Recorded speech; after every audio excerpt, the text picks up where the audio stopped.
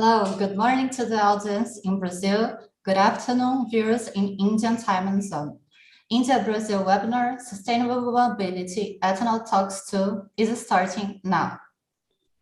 Today and tomorrow, policymakers and experts from both countries will be engaged in discussions about India's burgeoning ethanol economy. Ethanol Talks 2 is organized by the Government of Brazil, the Society of Indian Automobile Manufacturers, SIAM, the Brazilian Sugarcane Industry Association, UNICA, and Brazil's Ethanol Cluster, APLA. This inaugural session will be moderated by Mr. Prashant K. Banerjee, Executive Director of SIAM. Mr. Banerjee, the floor is yours. Thank you, Carolina, and thank you, Roberta. Very good morning to my Brazilian friends, delegates, and guests, and good afternoon to Indian delegates. Welcome to Ethanol Talk. SIAM is extremely privileged, proud, and happy to be associated with this very important program jointly organized by UNICA, APLA, Bioenergy Solutions under the aegis of Embassy of Brazil, New Delhi, India, and Ministry of Foreign Affairs, Government of Brazil. As you are aware that India and Brazil signed a memorandum of understanding in February 2020, looking at the importance of bioenergy in economic efficiency, social benefits related to the GHG reduction, energy security, self-sufficiency, farmers' income growth. The mission of the collaboration was to promote sound policy dialogue, creating a sustainable low-carbon decarbonization of the transportation sector, and of course the investment promotion, technology cooperation, policies and practices in the areas of regulations, standardization, technology, and R&D. Today's event is being organized under this ambit of cooperation, and SIAM is happy to have contributed to this bilateral exchange. As you are aware that during the execution of this MOU, overarching MOU, to coordinate and align the goals of the MOU, joint working group led by the Ministry of Petroleum and Natural Gas started activities in their area of biofuel and in particular required in the ethanol economy for fuels related to the transportation. Considering the importance of the subject and SIAM being an apex body of the auto industry, we invited UNICA to participate in Auto Expo in 2020. And I'm so pleased that under the leadership of UNICA, Evandro Gussi, UNICA participated in Auto Expo, and Mr. Gadkari, the Honorable Minister of Road Transport, actually inaugurated the UNICA stall, which was a very aptly titled as a campaign, Bring Back My Blue Sky. As you are aware that our energy requirement is growing very fast. And as per MOPNG projection, a CAGR of 8 to 9% in petrol sale is to happen by 2025. And this will lead to consumption of around 50 million metric ton of sales of petrol. This implies that 10 million metric ton of ethanol is required as MOPNG is envisaging E20 rollout by 2025 across India from present level of 10% by 2022. I'm sure that this roadmap given by the ministry will be executed in right earnest, and auto industry will bring E20 compliant vehicles well in time. Brazil started the ethanol program over 100 years ago and is the leader in the ethanol consumption in transportation sector. I'm sure that the learning today from this webinar will further motivate the oil and automobile industry along with other stakeholders to abreast this fuel and will pave the way for further collaboration. The architect of this great initiative is none other than His Excellency André Lago, Ambassador of Brazil, New Delhi, India. His presence is further helping us to take this talk forward. Without further ado, may I request Mr. André Lago to come in and give his piece of wisdom as he has motivated all of us. Welcome, Mr. Lago. Thank you so much, Prashant. That's so kind of you. I am very, very excited to see this Ethanol Talk 2 happening now. And I am very, very happy that we are doing this with Siam with so much enthusiasm.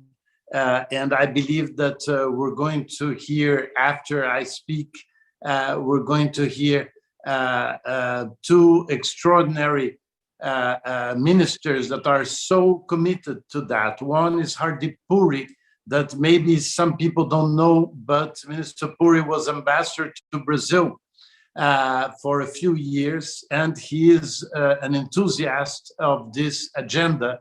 And it is extraordinary now that he is he is the minister that is in charge of ethanol in the Indian government. So I think that all the stars are joining us to make sure that this is going to go ahead in the best possible way. We are also going to hear the Minister of Mines and Energy of Brazil, Mr. Bento Albuquerque, who has been here and exchanged wonderful ideas with his counterparts in India during the presidential visit in last year's Republic Day, and is another great associate in this operation. And obviously Evandro Gussi, that is now my new friend of Unica, because I have a long list of friends that have gone through Unica, but I'm so glad, Evandro, that we are working together between these two countries that are designed to get together in this sense. And Rajesh Menon, we are also very glad that your enthusiasm is very clear, and we're also going to have you as one of the speakers of our inaugural session. I want to say that the key word today is the follow-up that we are giving to this subject, because sometimes people see governments or entities advancing in something and then it stops. Since we decided really to go ahead with this cooperation, we have been seeing not only the meetings of the agreements that you have mentioned and that were signed between India and Brazil. We had the working groups getting together of the three agreements that we have that touch biofuel. And we are having this second ethanol talk with even more participation of extraordinary experts, some of them very good friends of mine, and I'm really happy to see this interaction. The great news about this is that these discussions have really been a discovery for many of the participants on how much India and Brazil really have all reasons to get together into that. So I'm very glad to see this follow-up happening. And I want to stress just two or three issues. When I started working with these issues many years ago, Roberto Rodrigues, one of my gurus, told me that ethanol was probably the revenge of the tropical world, because only the tropical countries can afford to have the most extraordinary of all biofuels. And it's true. And this is, for me as ambassador to India, a special pleasure, because when we see India growing, which I believe is a source of great happiness for our country, And even if India has surpassed us very quickly, by the way, in the production of automobiles, in the production of sugar, what we see is that we have this moment in which the two largest producers of sugarcane in the world can work together for something that they really need, because they have still to bring many of the progresses for their population, and mobility is obviously a central issue. So the two largest producers of sugarcane becoming the two most important and committed governments and businesses with ethanol will also allow ethanol to become a commodity, which is something that Brazil has always thought that would favor the developing country. We have lots of other countries, friendly countries of India and Brazil, that can also produce ethanol, and that could be extremely favored by this movement that I believe that India and Brazil together can somehow be already a very strong beginning.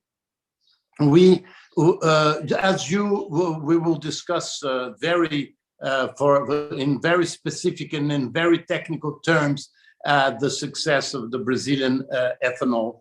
But I have to tell you that I was so glad to see in a recent meeting how the most sustainable car today is the hybrid flex fuel.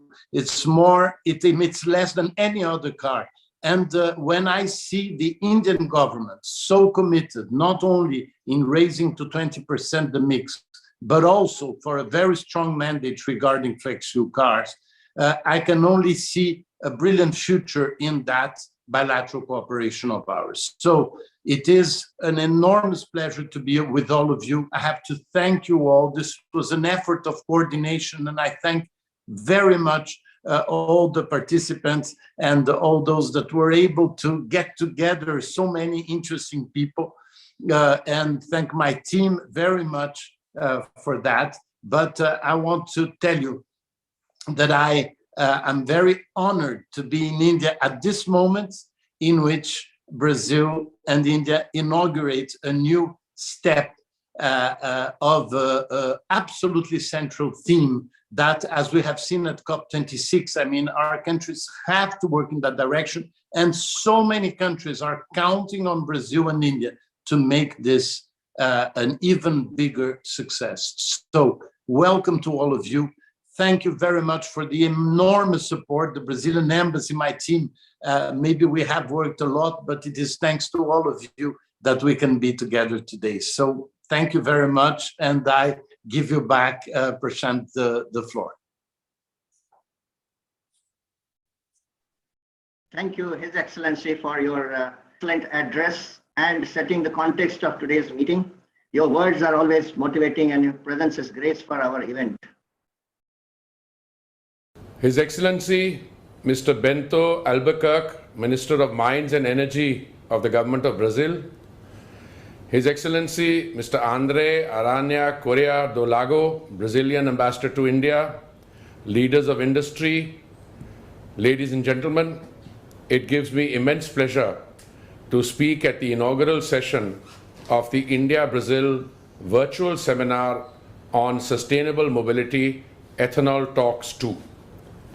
I would like to congratulate the Brazilian government, the Brazilian Sugarcane Industry Association, UNICA, and the Indian Automotive Industry, SIAM, for organizing this seminar to discuss such an important issue which is of such high priority worldwide. As you may be aware, I have a special connection with Brazil. In my previous profession as a member of the Indian Diplomatic Corps, I served as India's ambassador to Brazil from 2006 to 2008. It therefore gives me even greater pleasure to be with you today and to interact with you. The global energy landscape is under transition. Demand centers are shifting from developed countries to faster growing emerging markets like India and Brazil. Meeting this growth involves ensuring energy security while safeguarding of the environment for future generations. It is growth with decarbonization, growth through technological improvements and energy efficiency, growth by augmenting the alternate energy portfolio.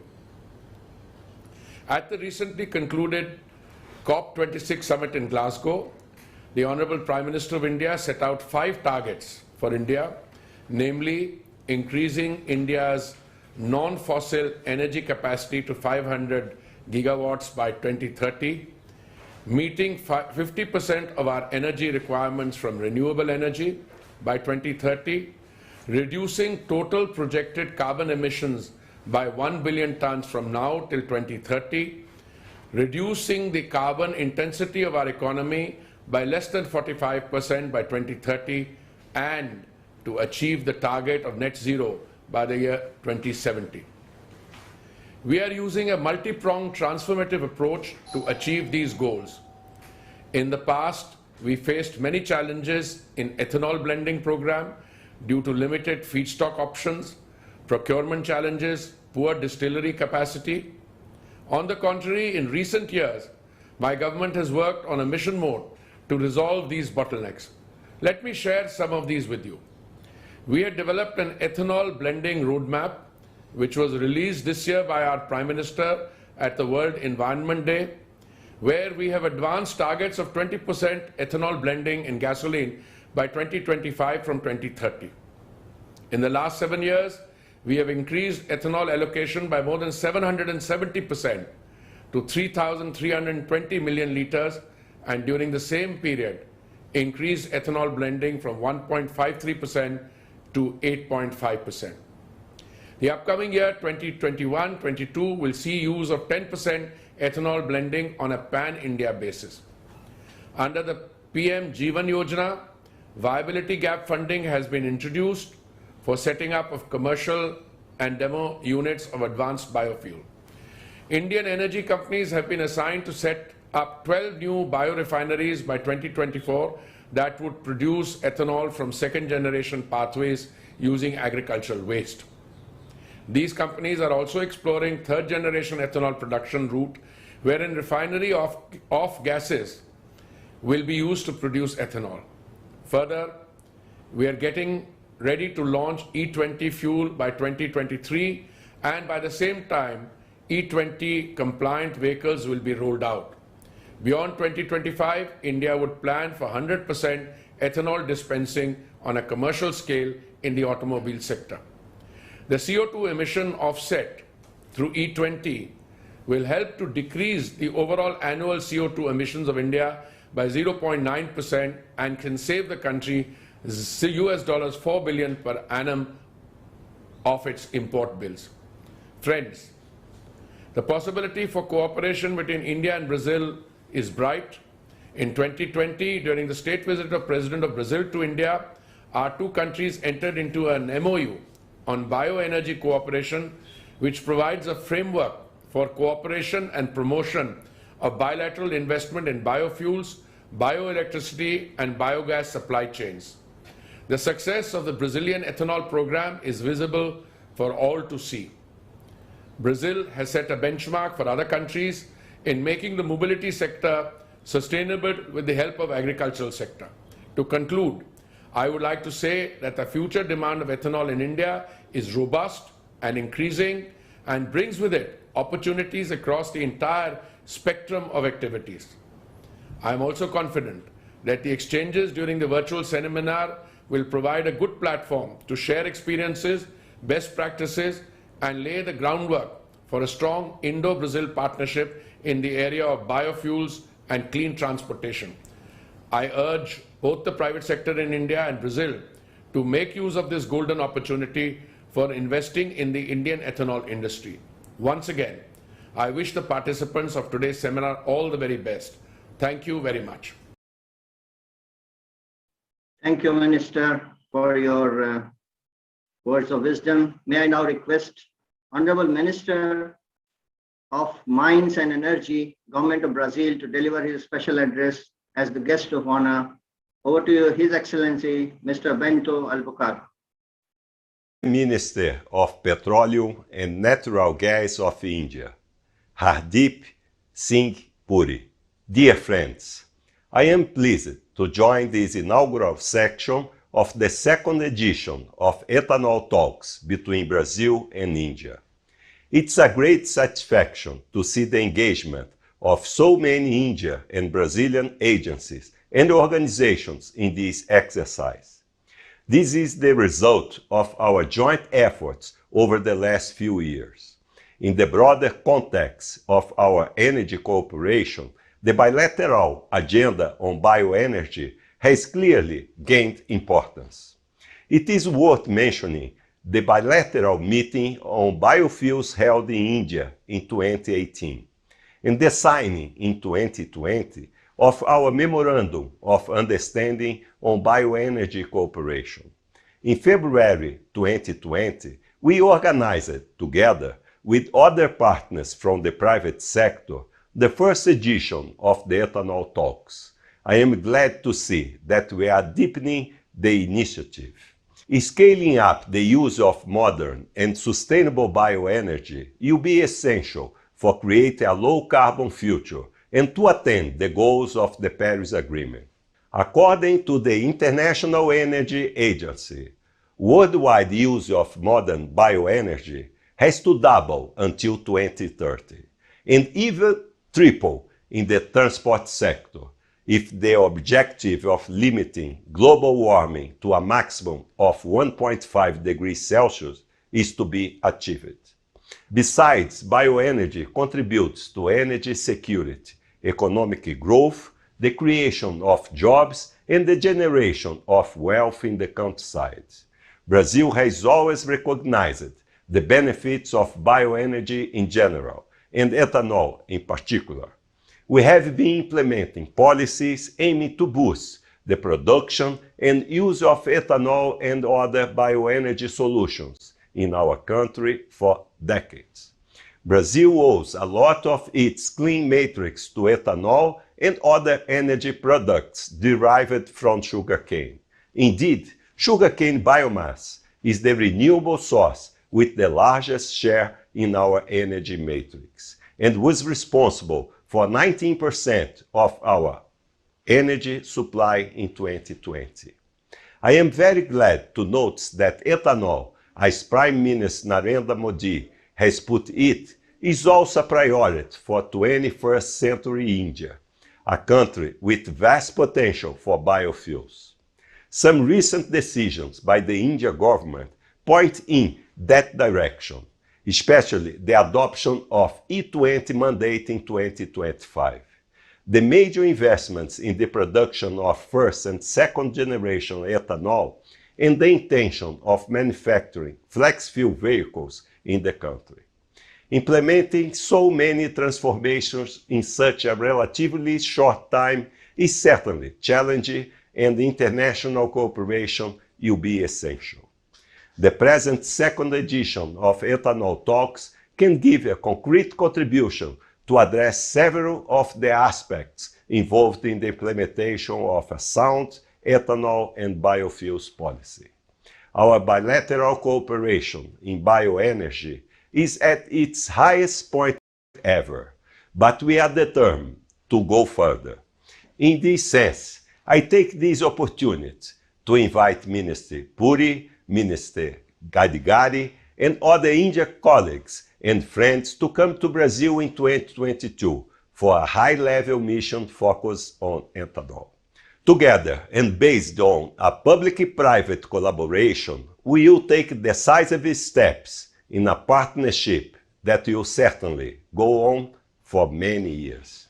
I wish you all a productive conference. Thank you very much. Thank you, Honorable Minister, for your very inspirational speech and setting new targets for bilateral relations on the energy scenario, particularly in transportation sector, as is the talk today. Thank you once again to both the ministers, and may I now have the privilege to invite none other than the most important, dynamic, and visionary leader of UNICA, Mr. Evandro Gussi, President, Brazilian Sugarcane Industry Association. He has been to India just prior to COVID in 2020 beginning, and his vision has actually resulted into much progress made in this front. So let's welcome him. Mr. Gussi, over to you. Thank you, my dear friend, Prashant Banerjee. It's an honor for me to be here, even virtually. I hope to come back to India, one of my second houses in the world. I'd like to thank again my dear friend, André Corrêa do Lago, the ambassador of Brazil in New Delhi, and his team. It was a wonderful place of the best of the diplomacy, the Brazilian diplomatic tradition is there in New Delhi. It was amazing to hear the speeches of the ministers, and better than listen is to know the implementation of the speeches. First of all, I think that we have two key points in this moment. The first would be to celebrate a successful cooperation between the private sector and the government, between two giants as India and Brazil.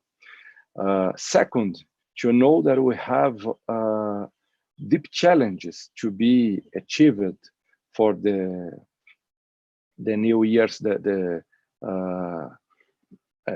the new years, especially after Saturday, when the world decided to advance in reduction of CO2 emissions, and we know how ethanol is able to help in this path.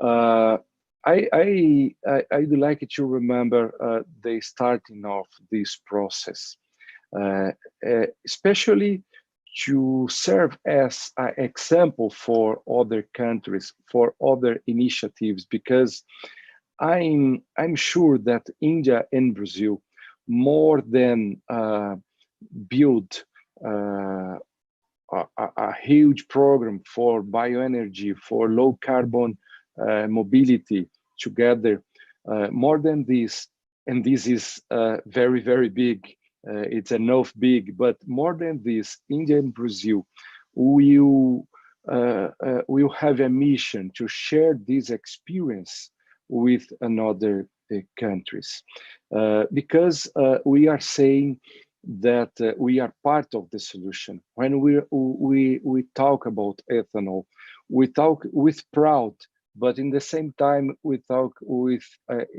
humility, because we are part of the solution. We aren't the solution itself, because no one is the solution itself. The deepness of the challenge that we have in sustainable mobility will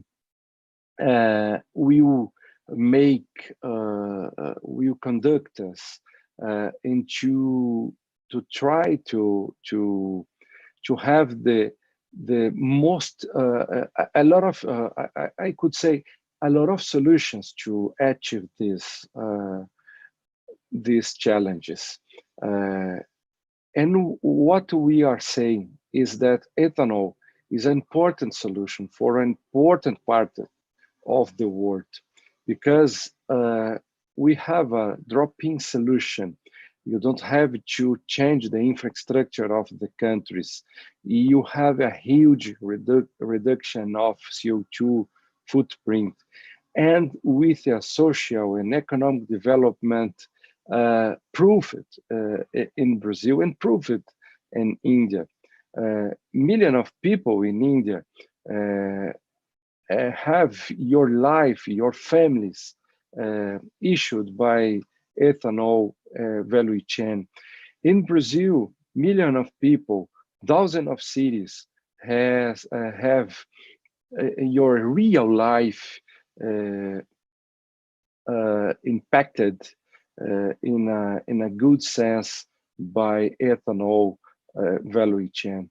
Then we have here the true meaning of modern ESG. We have environmental aspects, we have social aspects, and here we have a wonderful example of good governance between governments and private sector and between two countries.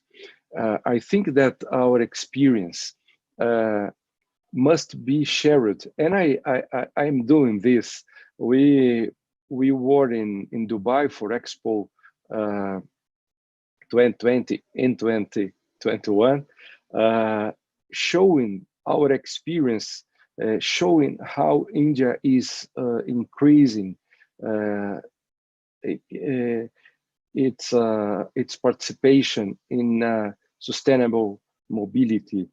We were now the 2 weeks ago in Glasgow, showing our experience with India, showing how we are having a deep collaborative and partnership path.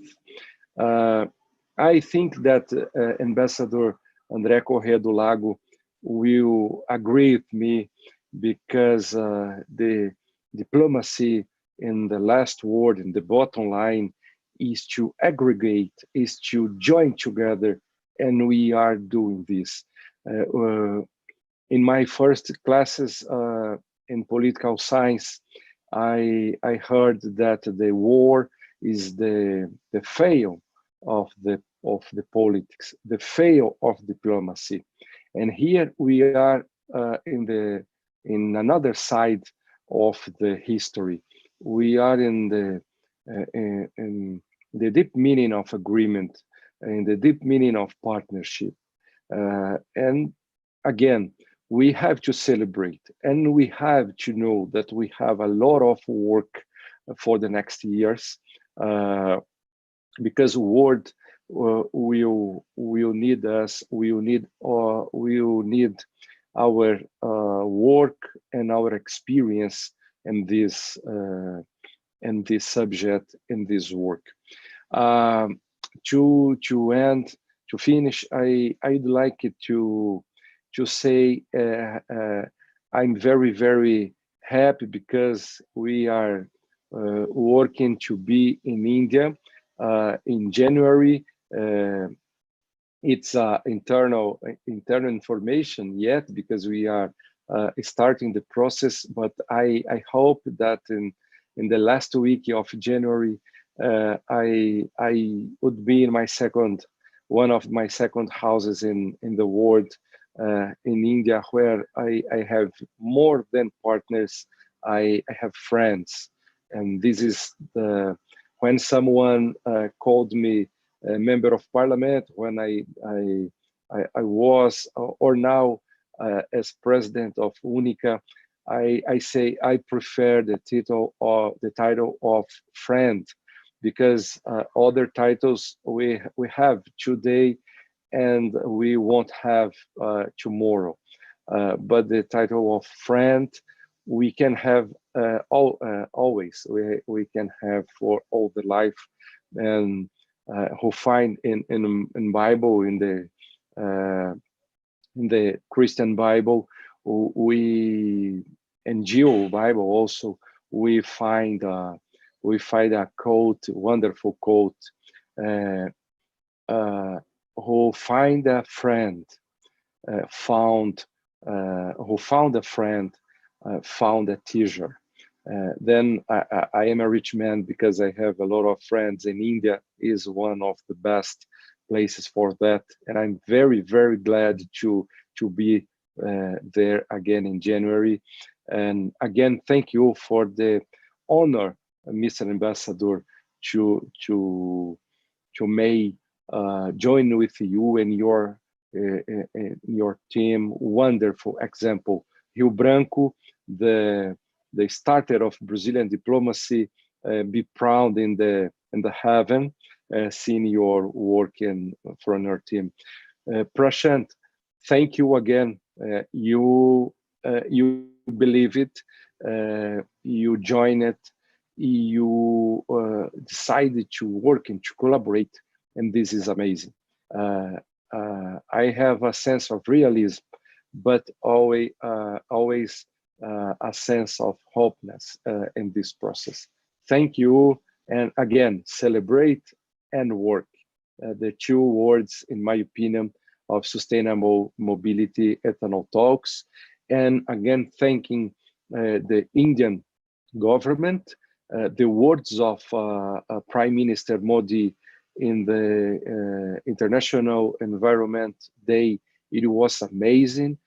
We became full of hope with his word, and to thank also President Bolsonaro in the last year, being in India, signing the MOU, especially with Minister Bento and Minister Teresa.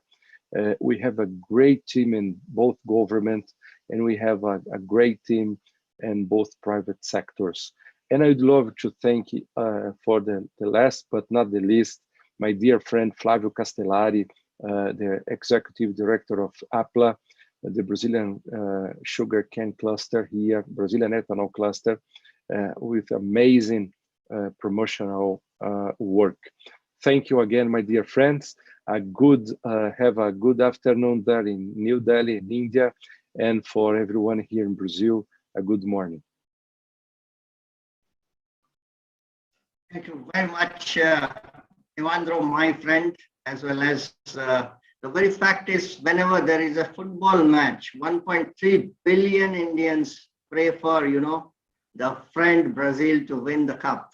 So that's the kind of friendship we have the legacy of, and we are looking forward to cementing the new friendship, new relationship in the ethanol economy, embracing in transport sector and enhancing the self-reliance for India. As I say, that Indian automobile industry is all set to embrace ethanol economy, but in the driving seat of the Indian Automobile Industry Association, Mr. Rajesh Menon is committed, and his presence here will make you understand that how Indian automobile industry is gearing up to embrace ethanol, higher blends usage in our vehicles. So without further ado, may I invite Director General of Society of Indian Automobile Manufacturers, Mr. Rajesh Menon, to give his address as well as vote of thanks. Over to you, Rajesh, please. Thank you very much, Prashant. It's indeed a great honor for me to represent SIAM and propose a vote of thanks to all partners who help us to conceptualize and execute this important webinar. First of all, I would like to propose a very warm vote of thanks to our chief guest, Honorable Union Minister Shri Hardeep Singh Puri, for his enlightening speech. Your address today will be echoed in our minds for a long time to come. Government of India's commitment on sustainable pathways and adoption of a greener roadmap for the Indian automobile industry would continue to be supported by the Indian automobile industry and SIAM. In addition to ethanol adoption, we are also working very closely with the Petroleum Ministry on adoption of other sustainable fuels like CNG, LNG, and hydrogen. A very special thanks to our guest of honor, His Excellency Mr. Bento Albuquerque, Minister of Mines and Energy, Government of Brazil, for his special address at this webinar. In the last few years, SIAM has been partnering with Brazil on this very important partnership opportunity for ethanol. And we look forward to continuing this and further strengthening this engagement with Brazil. This is a partnership we cherish, and we will keep it, we'll try and endeavor to make it as interesting and as exciting as partnership on football. A special, of course, a very, very special thanks to His Excellency the Ambassador of Brazil to India. Thank you for your initial welcome remarks to set the context for this very important webinar. As was mentioned at the beginning, he is the main driver for this initiative. He has been very personally involved in this webinar and would like to, from on behalf of SIAM, we would like to express our most sincere gratitude to the Excellency for this. And it's a partnership, as I mentioned, we cherish, and we would look forward to working under your guidance and your collaboration to take this partnership forward. As you also mentioned at the beginning, you said this is Ethanol Talks 2, which is a clear indicator that this is a follow-up to what we started, and we will work with the Brazilian embassy to ensure that we continue this follow-up and try and make it much more structured and much more deepened. Lastly, a very warm thanks to Mr. Evandro Gussi, President of Unica Brazil. We as SIAM, we look forward to working very closely with Unica on adoption of ethanol as a transport fuel. We look forward to your visit next year, and we will be very happy to facilitate an interaction with our industry when you are during your visit to India. Do let us know. We will work with your office, and it's a partnership we'd like to strengthen and deepen, as I mentioned earlier. Last but not the least, a most sincere thank you to all the participants. I'm sure all the participants would find this very useful, especially the upcoming technical sessions with some very eminent speakers and panelists representing all the stakeholders in the value chain of ethanol from both Brazil and India. So thank you once again for your very gracious presence. And with this, I would like to conclude my vote of thanks with a most sincere thank you to all the organizers, especially the Brazilian embassy, for giving us this opportunity to participate and to collaborate with Brazil. Thank you very much.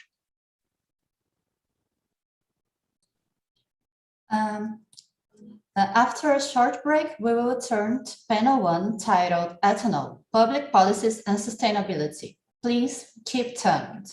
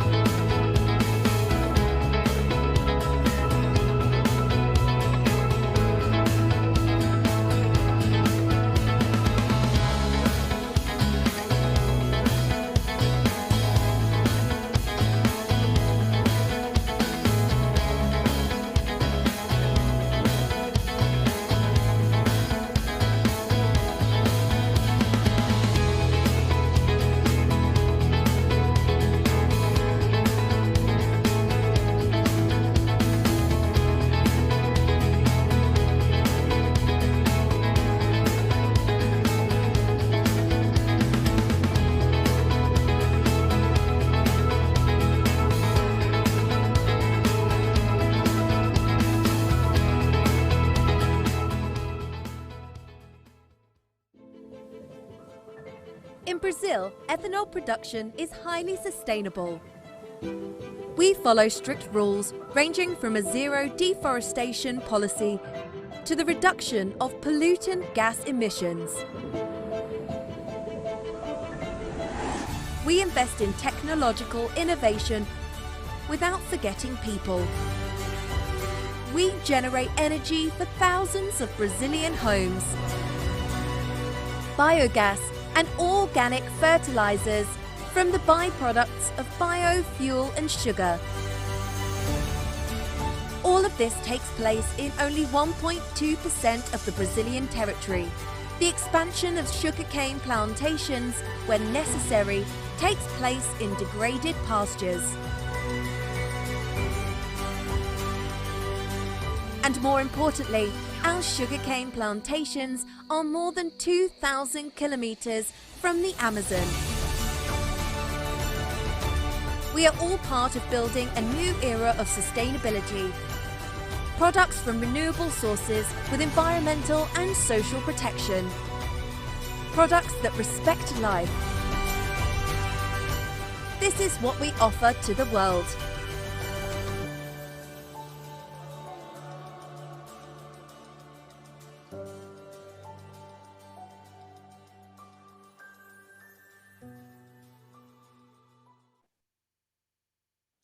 Good morning to everyone in Brazil and good evening to those in Indian time zone. We are starting now the first panel discussion of Ethanol Talks focused on public policies and sustainability of ethanol fuel. This panel will be moderated by Mr. Eduardo Leão, Executive Director of Brazilian Sugarcane Industry Association, UNICA. The panelists are Plínio Nastari, President and CEO of Datagro in Brazil, Mr. Sunil Kumar, Joint Secretary for Refineries, Ministry of Petroleum and Natural Gas, Government of India, Mrs. Daniele Machado and Silva Conde, Deputy Superintendent of Biofuels and Product Quality of the National Agency of Petroleum, Natural Gas and Biofuels, Government of Brazil, and Mr. Subodh Kumar Singh, Joint Secretary for Food and Public Distribution, Ministry of Consumer Affairs, Food and Public Distribution, Government of India. Now I invite the chair to take the lead. Mr. Leão, please, the floor is yours. Thank you, Roberta. Good morning, good afternoon, everybody. Well, first of all, I'd like to welcome this very knowledgeable and high-level team of panelists who will participate in this panel one that will discuss, as Roberta has just mentioned, ethanol public policies and sustainability. In fact, talking about biofuels and particularly ethanol, public policies and long-term rules are the name of the game. So the idea today is to understand from where we came since the first ethanol talks that took place in Delhi at the beginning of last year and where we are right now. What are the challenges, the opportunities, themes that will be discussed over this panel. Indeed, the roadmap announced by the Indian Prime Minister in the World Environment Day last 5th of June was a defining moment for the sustainability of ethanol program in India. The roadmap that was announced was set very ambitious targets for Indian ethanol program, 20% ethanol blend into the petrol and flex fuel vehicles by 2025 running all streets in India, and which will bring important benefits to the country from the environmental and from public health perspectives in reducing GHG emissions, greenhouse gas emissions, and improving the air quality in the large cities in India, but also bringing important economic benefits, since the program should bring market alternatives to the sugar producers in the country, in addition to reducing the Indian dependence on imported oil, as it happened in Brazil 40 years ago.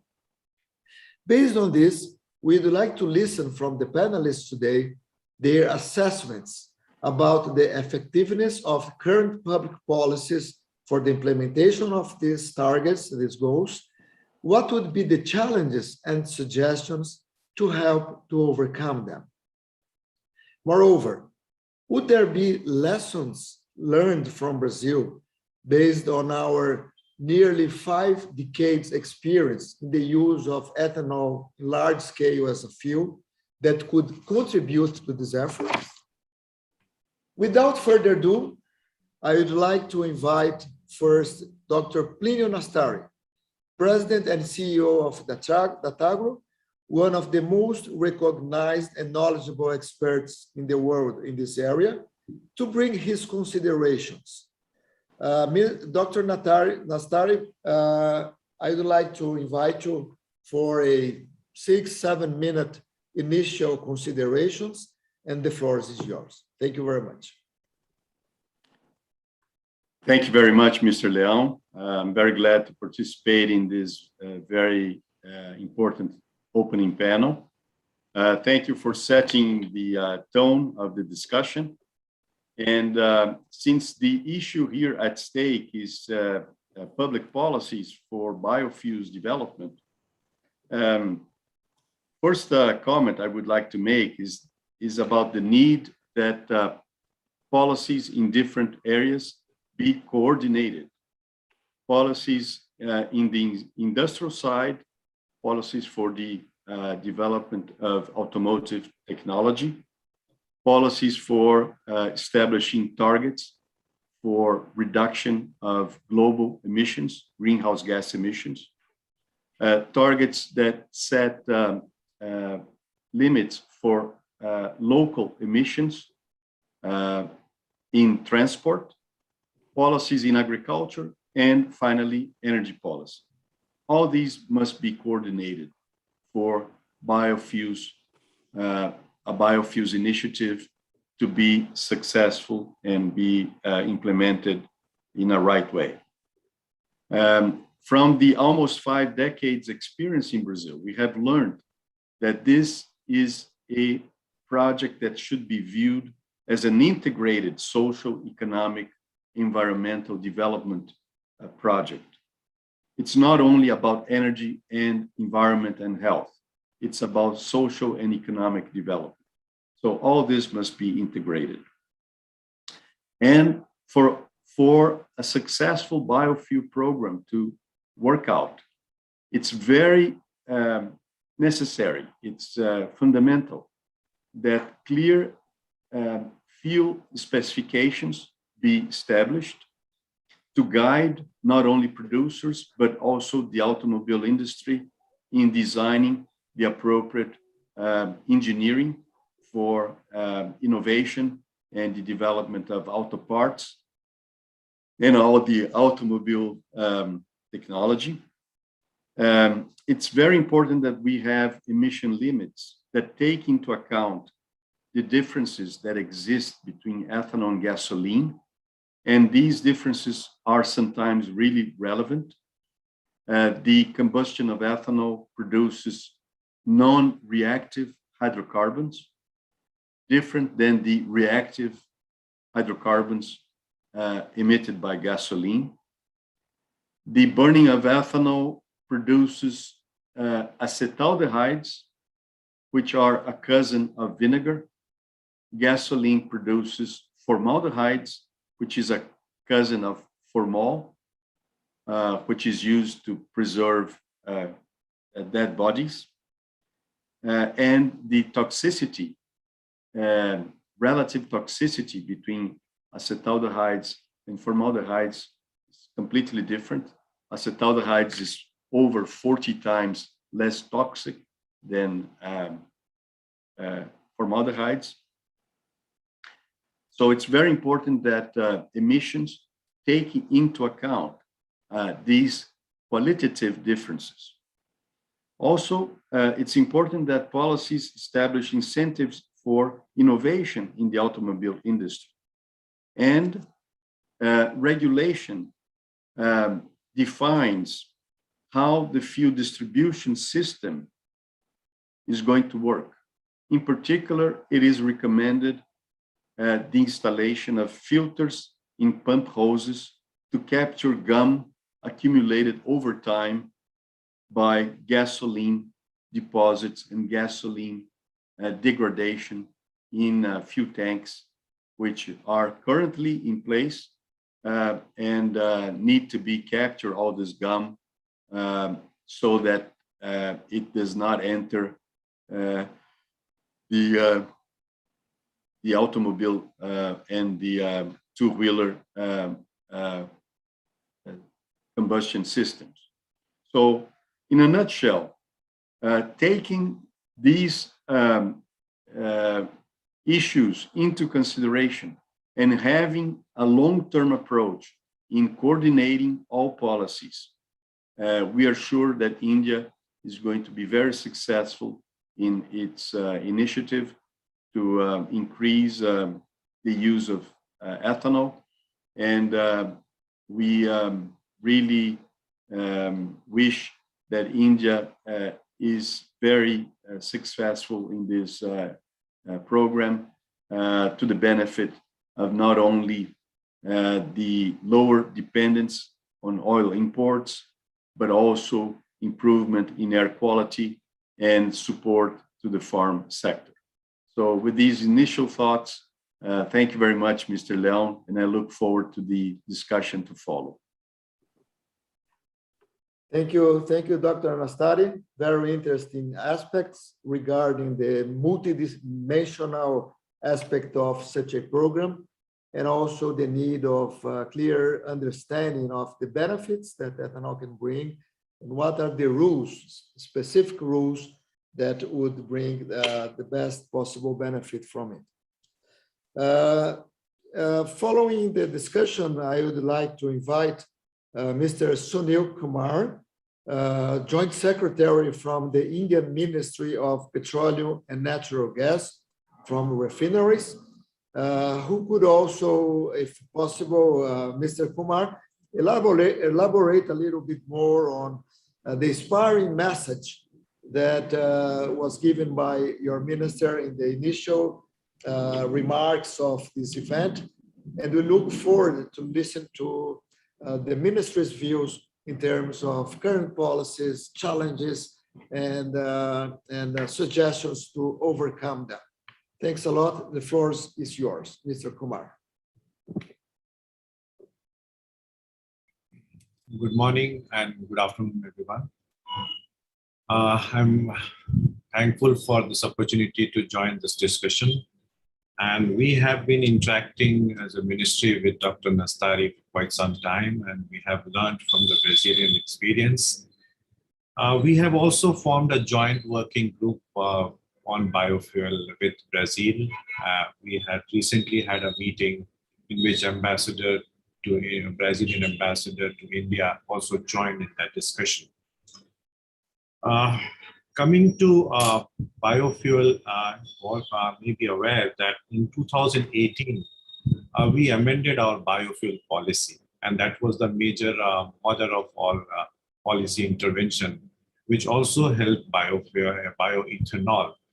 We defined biofuels, we expanded the feedstock, and we also took feedstock beyond the non-food sources, beyond sugarcane, up to damaged food grain, rice, maize, as well as advanced biofuel from cellulosic and lignocellulosic material.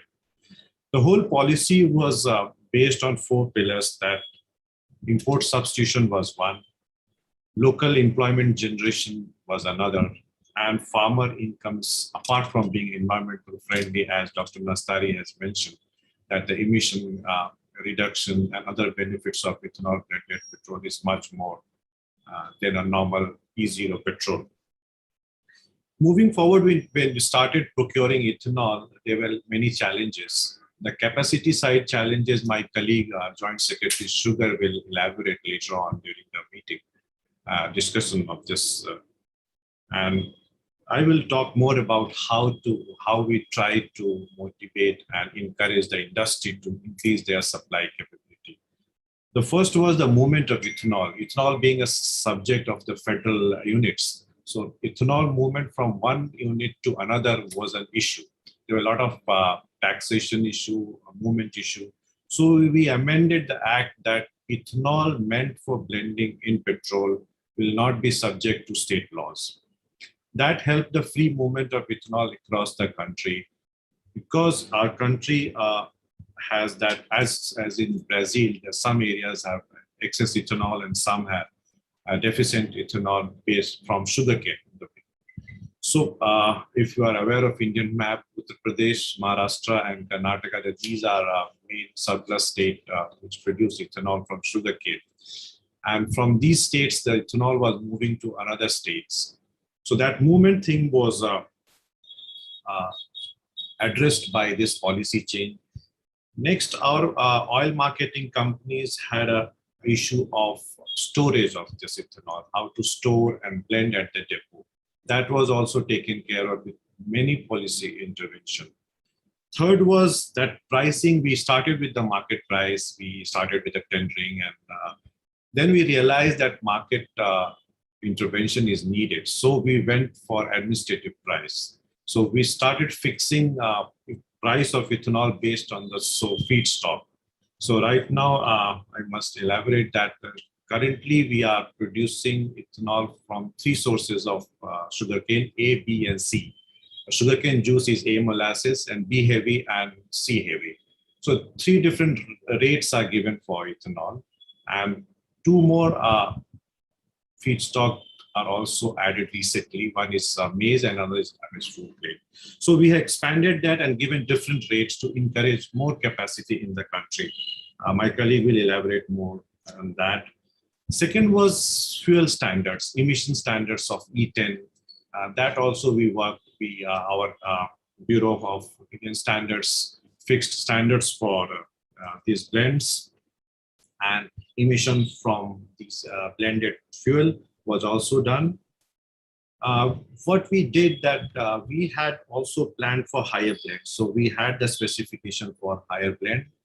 Based on this policy intervention, our actual progress was much more than what we were anticipating. And based on that encouraging science, Prime Minister, Honorable Prime Minister on 5th of June, Environment Day, advanced the target. Our target of 20% blending was 2030. Dr. Nastari is aware because he is associated with us for quite some time. And he advanced to 2025. So we are looking forward to achieve that target. Recently, we had an expression of interest for supply of ethanol in coming 3 years, and we got overwhelming response in that.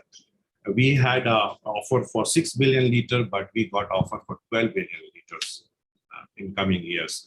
So supply side is we are comfortable, but coming to demand side, with we had a discussion with Dr. Nastari about flexi fuel and other, how to use that, how to have a vehicles will use the higher blends.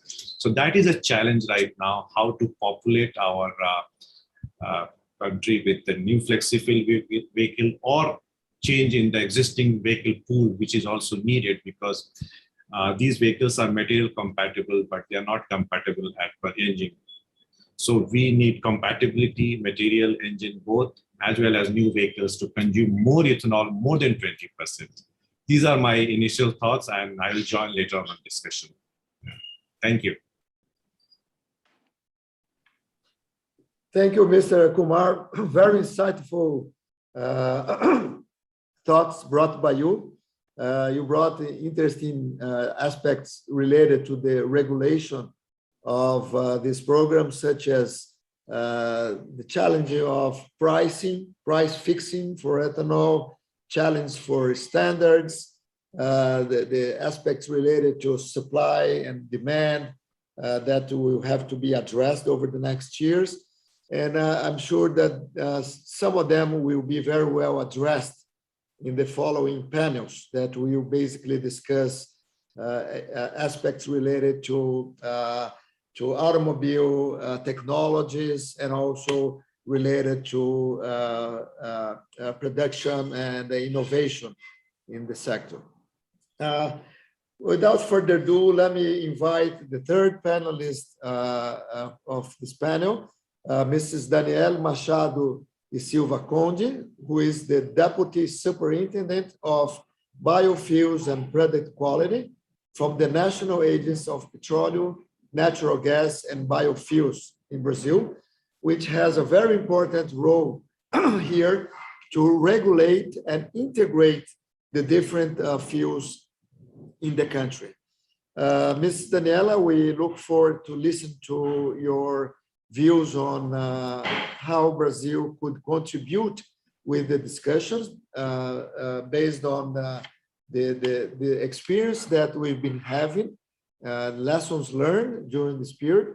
One of them, I believe, being how to overcome the aspect of making sure that the supply of ethanol will be there to meet the current 27% blend that we have in Brazil.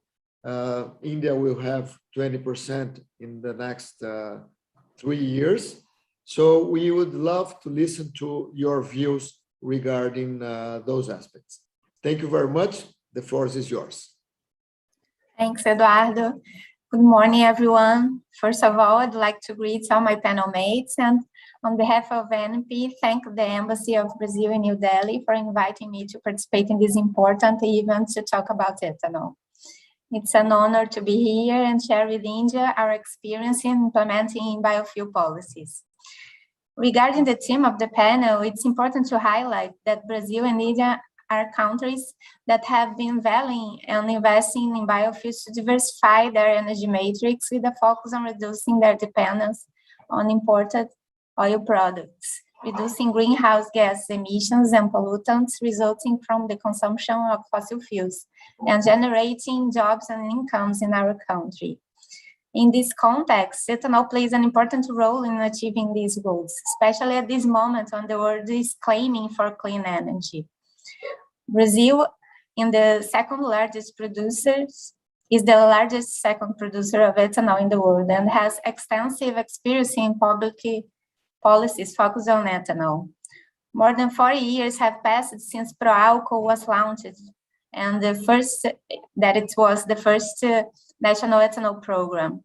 The content of ethanol in gasoline, as Eduardo said, has been 27% since 2014. And the production of ethanol last year reached around 33 billion of liters. With RenovaBio, the new Brazilian policy on biofuels, our intention is to further encourage the production and use of biofuels in addition to stimulating sustainable production, ensuring long-term demand and creating a carbon credit market to offset emissions of GHG by fossil fuels.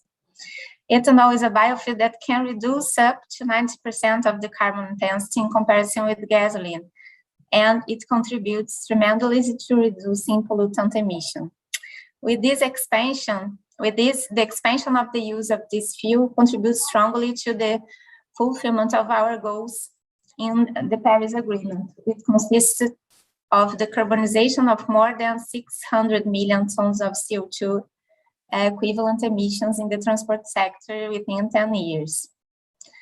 And to reach this, will be necessary to increase the share of renewables in the transport sector from 25% to 30% by 2030. So it's tremendously challenging for Brazil too.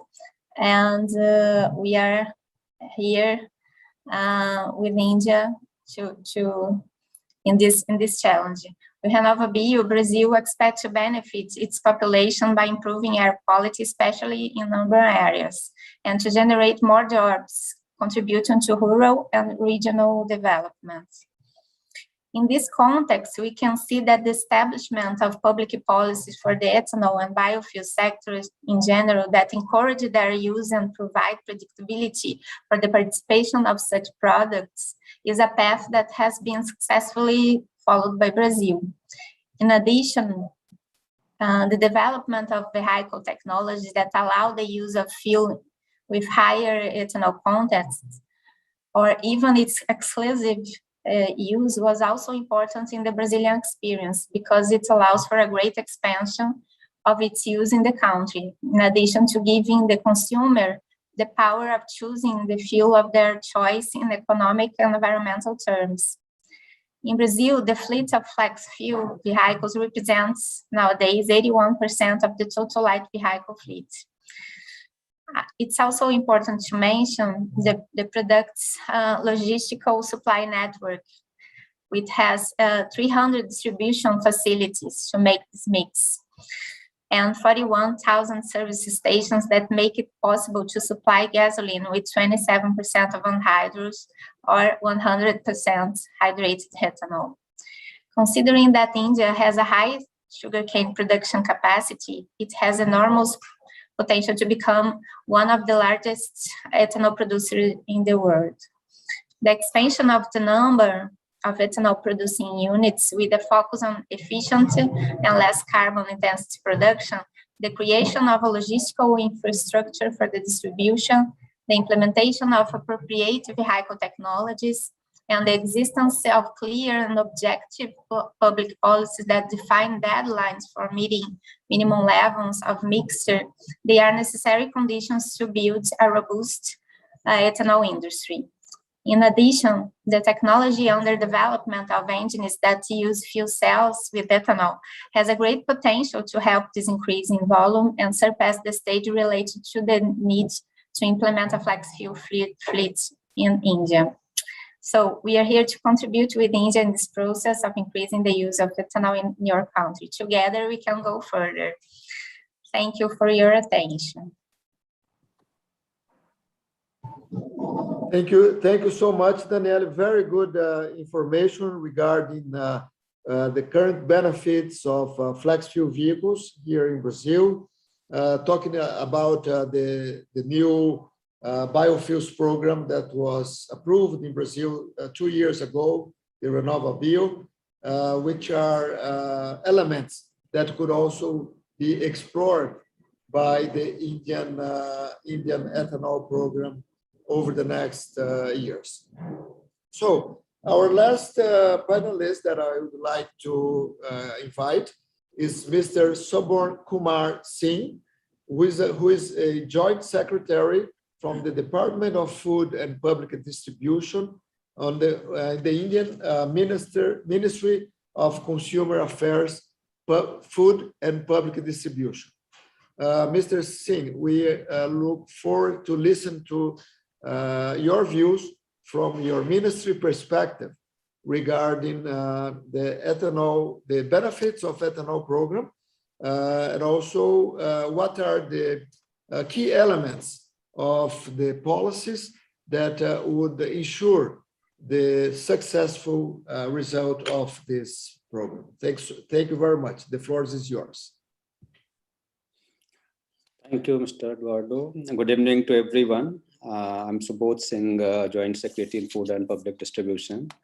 As you all know that India started its ethanol blending with petrol program in 2003, but from 2003 to 2014, our policies were not consistent, and blending up to 2014, we could achieve only 1.5% blending with only 38 crore liters of ethanol. But from 2014, there are many policy reforms, large reforms, these have been done, and consistently there is an improvement regarding ethanol pricing policy.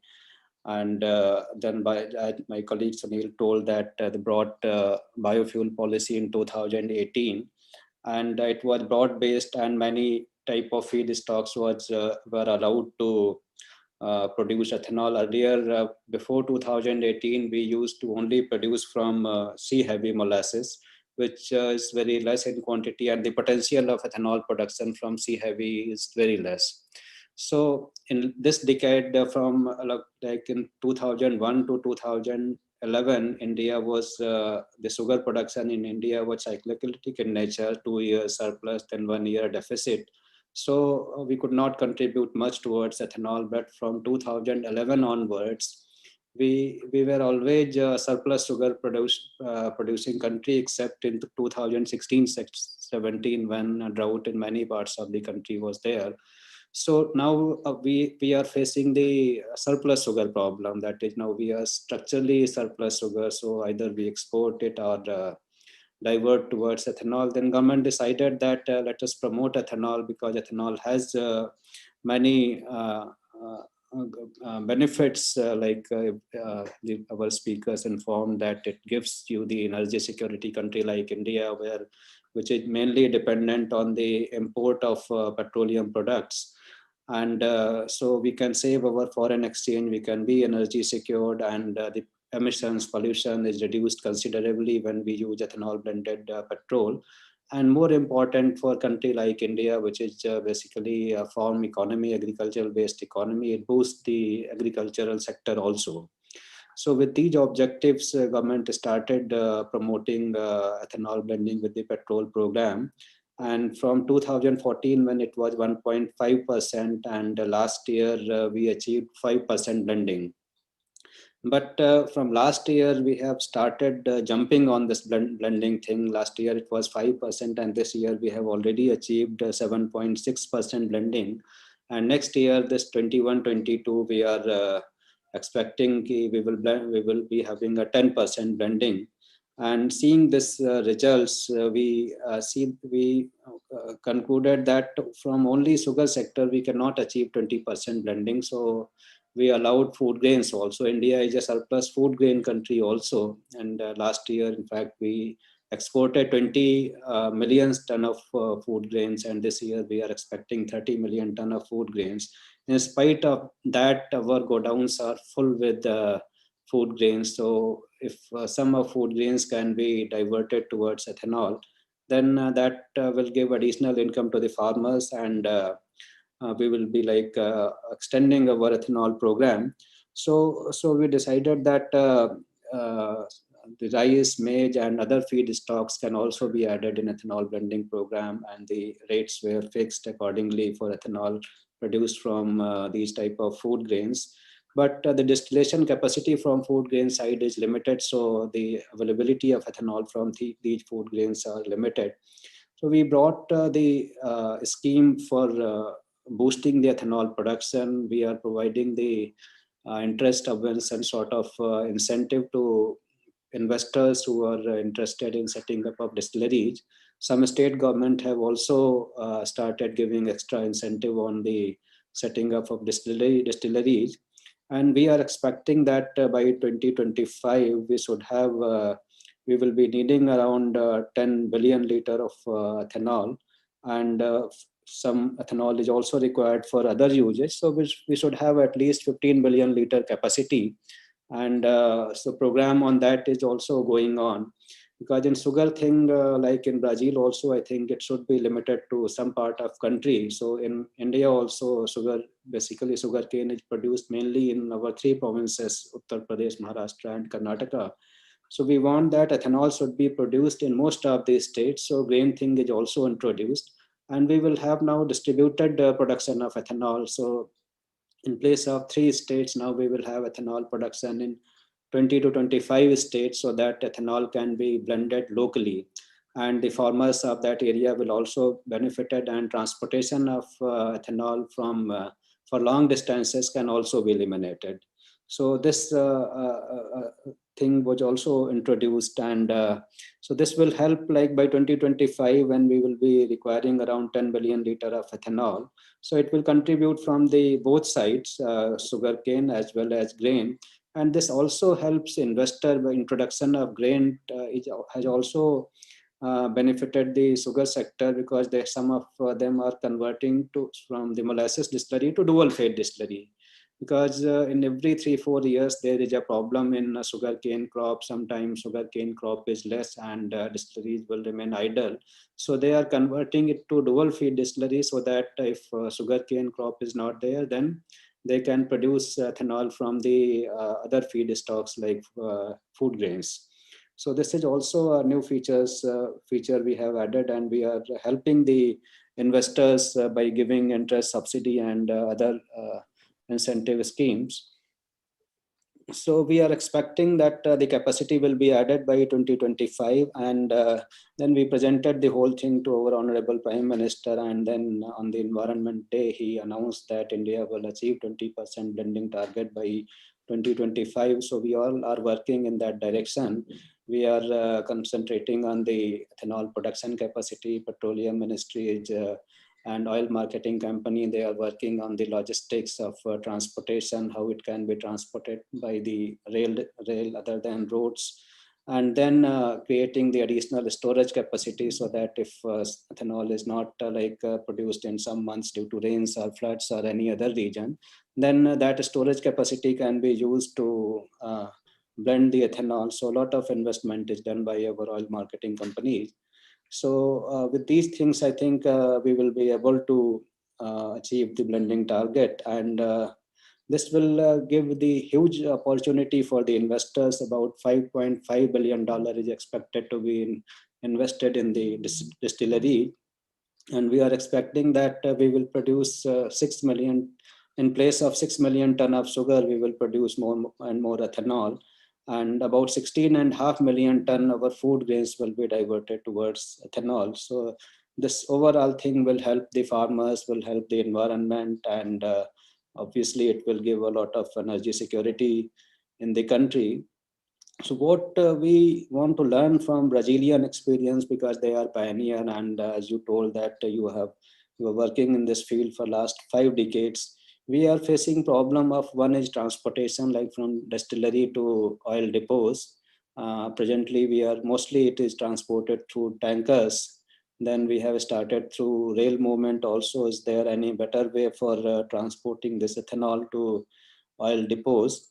Then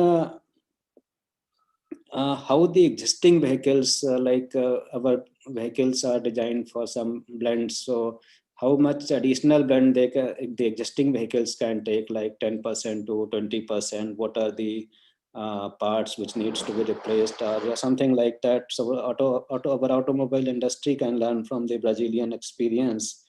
Then we also have a large number of diesel vehicles in the passenger car segment and small goods vehicles segment.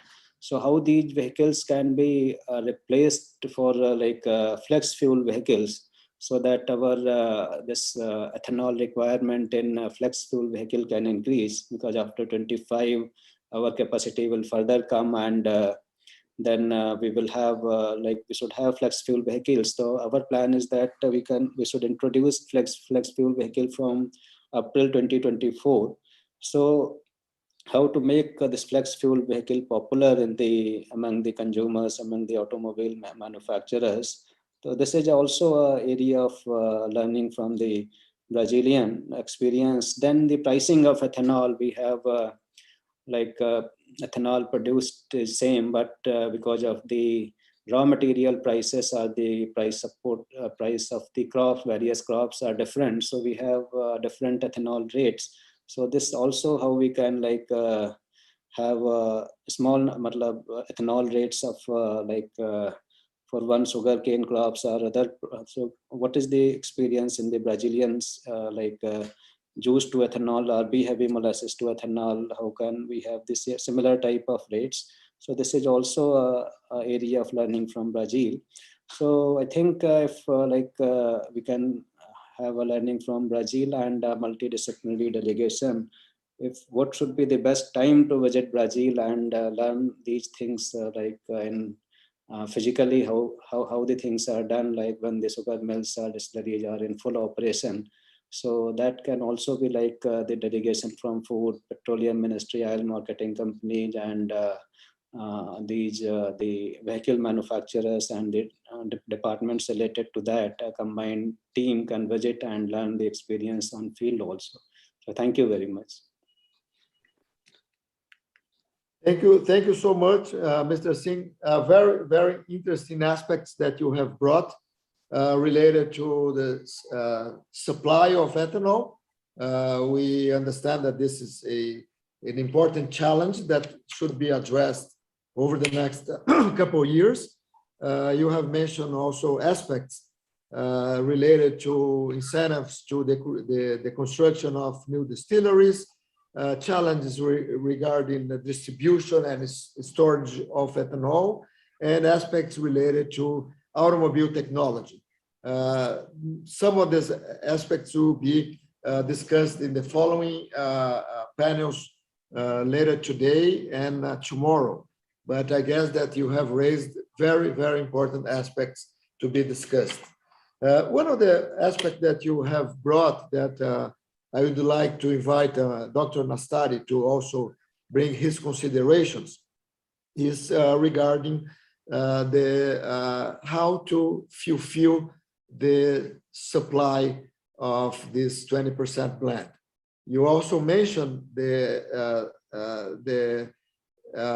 surplus, the current surpluses of sugar, that structural surplus that India has right now, and how this could be diverted to ethanol as it happens in Brazil, and it's of beneficial of the sugarcane growers and the sugar industry, because it allows flexibility to them and maximize their revenues with this flexibility of producing either sugar or ethanol.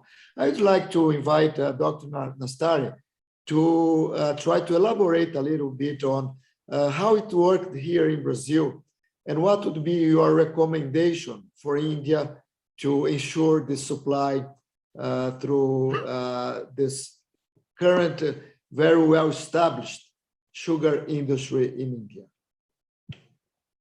Thank you very much, Mr. Leão. I would like first to greet my colleague panelists, Ms. Daniele Condi, Mr. Sunil Kumar, very glad to see you again, sir, Mr. Singh, and addressing the issue that you have brought, Mr. Leão. Indeed, Brazil has become the sugarcane industry in Brazil has become a flex industry as well, not only the automobiles.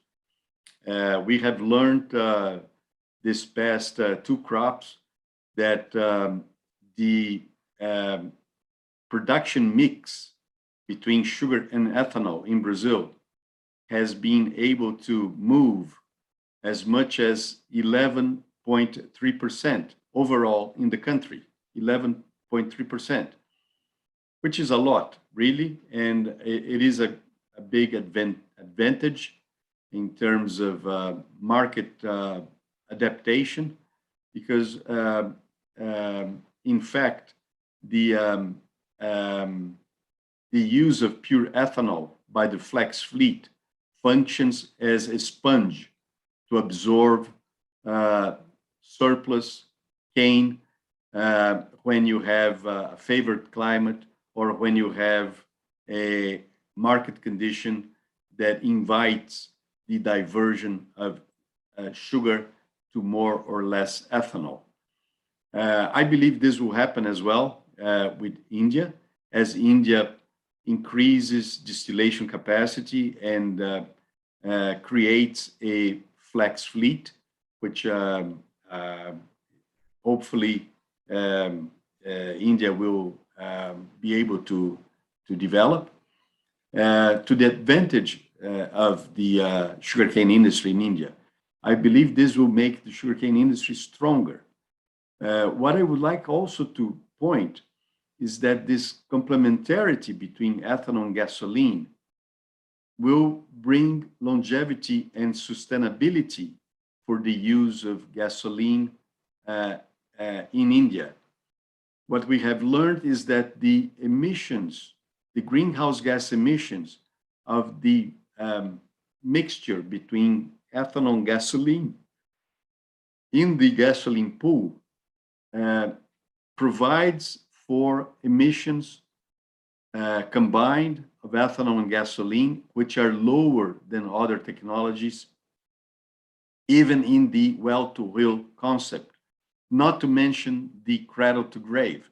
Cradle to grave, definitely, because when you take into account the emissions that are required to build up the vehicle, including the electrified systems with the batteries, the discard of the batteries, the installation of the distribution systems to recharge the batteries, liquid fuels, low carbon emission liquid fuels, including ethanol, provide a much lower emission. So I believe India, in its design of increasing the proportion of ethanol use, it is in the direction of turning its sugarcane industry more or stronger, becoming flexible, and also enabling its traditional oil industry also to participate in this drive for increased efficiency, lower emissions in an effective way. So it's a very virtuous complementarity, but you have to do a few things right. You have to have policies which are coordinated. You have to be careful with the distribution. You have to be careful with the how you design emission limits on a local scale. But provided you do that, I'm sure that India will be very successful and will be very happy. And one way of increasing quickly the output is not only by converting this surplus sugar, which sometimes becomes a hurdle, but also by complementing the use of spoiled grains, even in sugarcane facilities, taking advantage of already installed steam and power generation, making the processing of spoiled grains sustainable, not requiring the use of fossil fuels to the processing of these spoiled grains like the US does. Let's recall, corn ethanol in the US uses natural gas, fossil-based, to convert corn. Well, if you get these spoiled grains processed in sugarcane mills using bagasse and power generating from sugarcane, you're going to be using both feedstocks, cane, and spoiled grains in a very sustainable way. This is happening very quickly in Brazil, and we are projecting that by 2031 in Brazil, corn ethanol produced in standalone and in flex mills associated with cane will sum 13.7 billion liters of corn ethanol alone, which is about 53% of the current sugarcane ethanol production this crop season. So thank you very much. Thank you, Dr. Nastari. Unfortunately, I was told here that we are almost running out of time. What I would like to suggest is a final round of considerations of all panelists here. I would suggest around 30 seconds to 1 minute, but a very short final consideration about what are the major, the benefits of this program are very clear to all of us. Some challenges were raised today. Some of them will be addressed in the following panels, such as regarding distribution, storage, automobile industry. This will be addressed in the following panels. But what I would like to suggest is 30 seconds for each of the panelists for a final consideration before we close the panel. So please, Dr. Nastari, if you could very briefly bring your final concluding remarks. Thank you very much, Mr. Leon. Just final words, long-term approach, consistent policies, and looking all this as a developmental project. Thank you very much. I wish a lot of success to India. Thanks a lot. Mr. Kumar? From my side, I think, as Dr. Nastari said, distribution and transmission and transportation of blended fuel is a major challenge, and fleet modification and introduction of new type of cars like flex fuels is the key for our success. And we are hopeful that we'll achieve that. Thank you. Thanks a lot. Mrs. Silva Conde? I think the sustainable expansion of the sugarcane and the ethanol production is very important. Looking for all this concern of the world with clean energy, allied with the expansion of the supply, all the supply facilities and the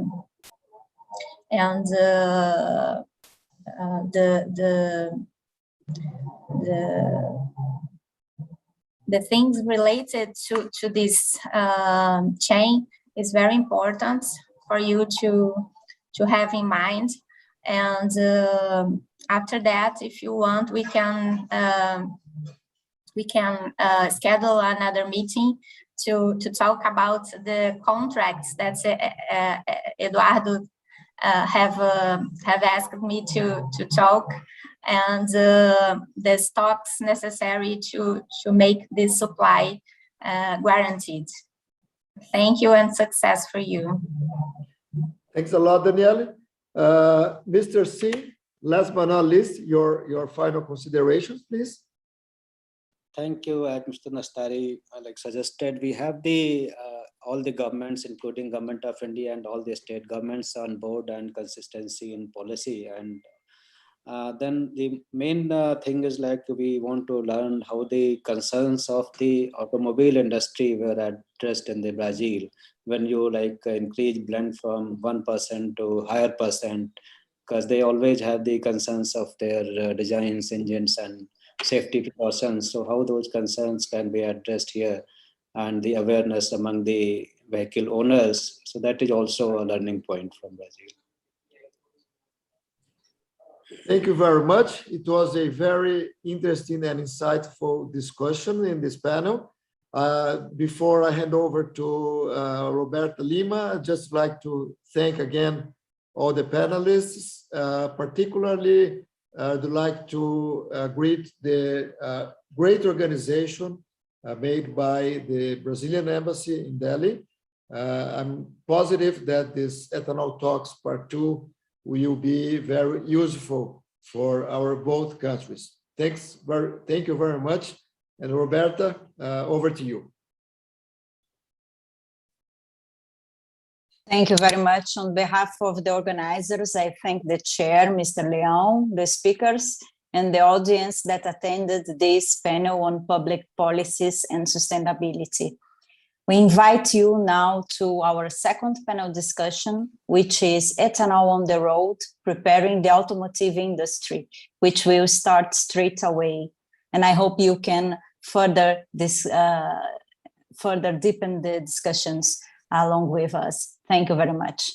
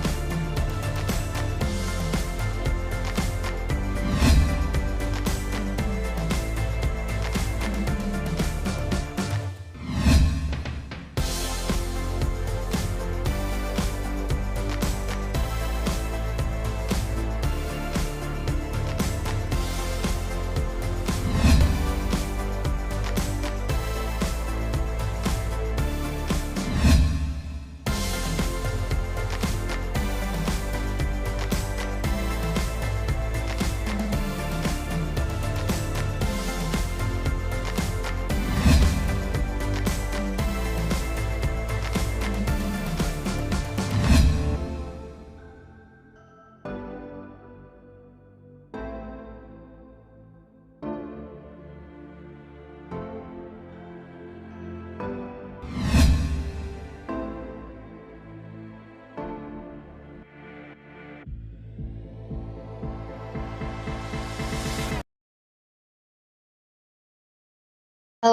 we are now starting panel 2, which is titled Ethanol on the Road, Preparing the Automotive Industry.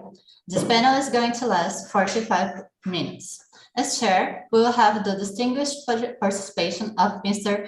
Radhakrishnan, Director and CEO of TVS Motor Company and Chairman of Two Wheelers CEO Council of India.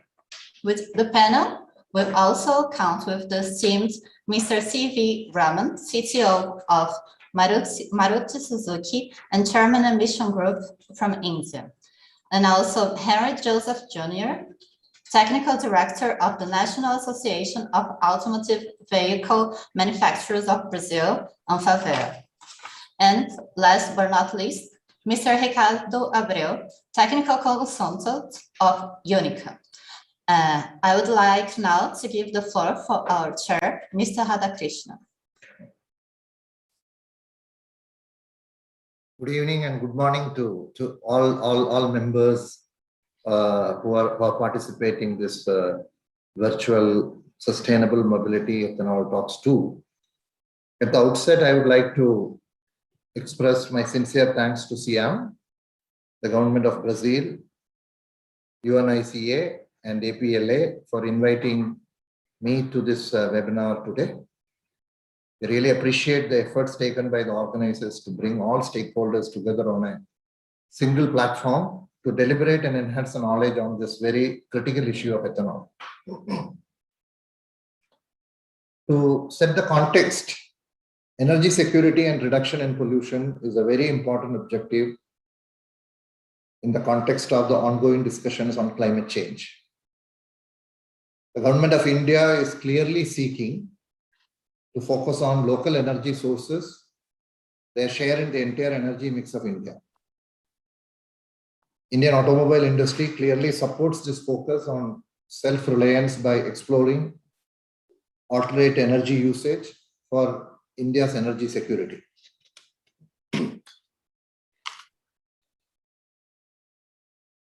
We would like to also take this opportunity to highlight the important targets set by the government of India and announced recently by our Honorable Prime Minister.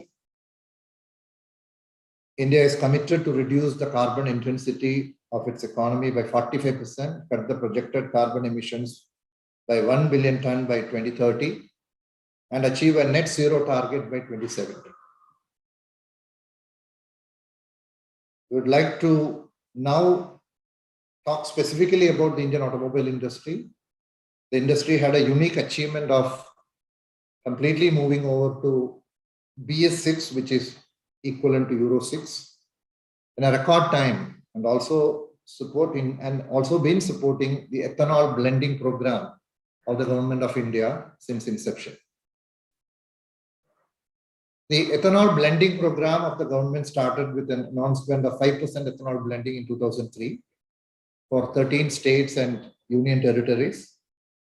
And then there was a mandate to 10% ethanol blending pan-India in 2008. The National Biofuels Policy was announced in 2009 with a target of 20% ethanol blending by 2017. This policy was subsequently revised in 2018 with a new target of 20% blending by 2030. And a few months back, the 20% blending target was fixed for 2025 by our Honorable Prime Minister. As mentioned earlier, the Indian automobile industry has been very supportive of the ethanol blending program of the government of India. Now, Indian automobile industry is now gearing up to introduce E10 fully compatible vehicles by 2022, from 2022, since E10 fuel would be available pan-India by then. Also, E20 material compatible vehicles are planned from 2023 onwards. The industry is currently ramping up to meet the revised target plan of 2025 for pan-India E20 fully compatible vehicles. We are also having discussions with the Government of India on flex fuel vehicle introduction roadmap. One of the important challenge which we are currently working with the Government of India and the oil companies is the vehicle compatibility with respect to usage of E20 fuel in E5 and E10 compatible vehicles, which are currently operational on the Indian roads. Material compatibility, emission, performance, drivability, durability would all have to be evaluated. With these important points, I would now like to open the panel discussion, which is the theme of the ethanol on the road, preparing the automotive industry. We have eminent panel. I would like to invite Mr. C.V. Raman, Chief Technology Officer of Maruti Suzuki India, Chairman of the Emission Group of SIAM, to give his remarks. Raman-san has been leading discussions on behalf of the Indian automobile industry with Government of India on the ethanol roadmap. We request him to share the passenger vehicle industry perspectives from India. Mr. Raman, you can lead the discussions. So thank you, Mr. Radhakrishnan, and good evening, everybody, and good morning also to our friends across, from Brazil and other parts. So I think context has been very well set by Mr. Radhakrishnan about the need of this particular discussion, and I would like to thank the organizers for having me here today for this important discussion. India has a big challenge as far as the energy security is concerned, and we have about $100 billion of import bill, out of which 85% is crude oil. And the transport sector accounts for about 37% of the crude oil consumption, and the passenger vehicles, of course, account for about 4.3% of this. Having said this, with this energy security challenge and rising mobility need, alternate energy sources and emission reduction are something which we are all striving for. Also, in the background of the COP26 discussions, the GHG emissions are also an important factor.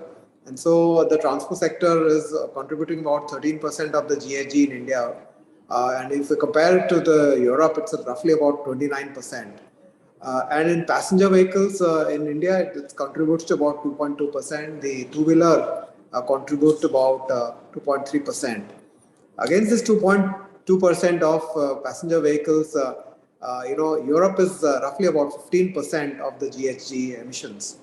India has a very strong and INDC targets, nationally determined target as per the COP21, and the stage 1 voluntary target which we had, we are already ahead of this, and we have as Mr. Radhakrishnan talked about, the net zero target already set by the Honorable Prime Minister as 2017. But of course, having said this, India has a very unique situation. We have a very low per capita income.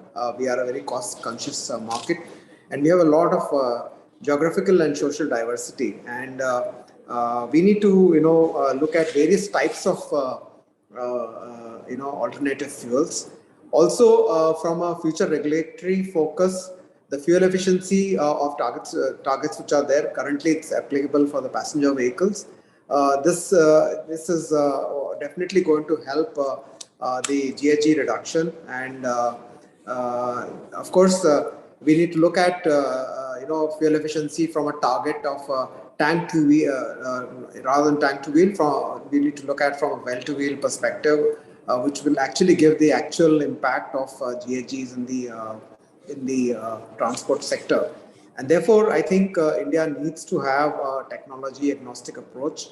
Ethanol as a carbon neutral has a carbon neutral advantage, and also alternate fuel like CNG is much appreciated in India because of the low cost of running, and also from bio CNG, if you look at it, is carbon negative. So I think today's deliberations are going to be very, very important, and I'm very, I'm actually looking forward to the two co-panelists from Brazil to understand better about their success which they have achieved in the ethanol space, and we'd like to learn from them, and this is a very good opportunity for us. So thank you. With that, I would like to close my opening comments. Thank you, Raman-san, and I would like to now invite Mr. Henry Joseph Jr., Technical Director at the National Association of Automotive Vehicle Manufacturers of Brazil, to share his experiences and his special address. Would specially request Mr. Henry Joseph Jr. to share their experience on ethanol usage and the modification done on the engine systems, because that will be very valuable for all of us in India, and how this challenge of fuel efficiency drop being addressed in the vehicle manufacturers in Brazil will be another point, because India, like Brazil, people value the total cost of ownership, especially the fuel efficiency is one of the important factors. So, Mr. Henry Joseph, we are very eagerly waiting to listen to your experience and advice.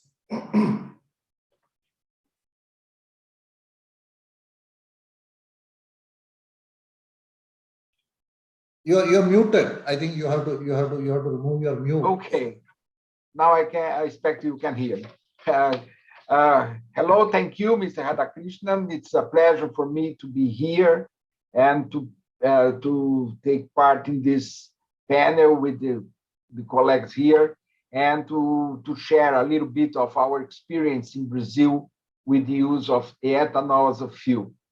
As you know, in Brazil, we have used this kind of fuel for a long time. For more than 40, 15 years, we are using ethanol blend with the gasoline, and also we use the 100% ethanol as a fuel for vehicles. We have developed vehicles for use this kind of fuel when we use 100%, but the blend with the gasoline, it was adopted a little bit from beginning. We used to blend only 10, 12% with no problem 40, 15 years ago. And now we are blending 27% of ethanol with the gasoline. Also, for the 100% ethanol, in Brazil, it was developed vehicles able to use this kind of fuel. And now we have in Brazil since 2003 what we call flexible fuel vehicles, which are vehicles able to use any blend between ethanol and gasoline. You can use the fuel you want. You can blend when you want, no problems. We have both fuels in all fuel stations in the country, so the customer can choose which kind of fuel they want to use any time. It depends of the price, it depends of the availability, and depends sometimes the concern of the customer with the environment, or in other words, they can choose according to the preference. So these kind of vehicles are being sold in Brazil for a long time. The flexible fuels, today we have already produced in Brazil more than 36 million flexible fuels, which since 2003 until now, almost 90% of the sales of the new vehicles are flexible fuel vehicles. I'm talking about light vehicles.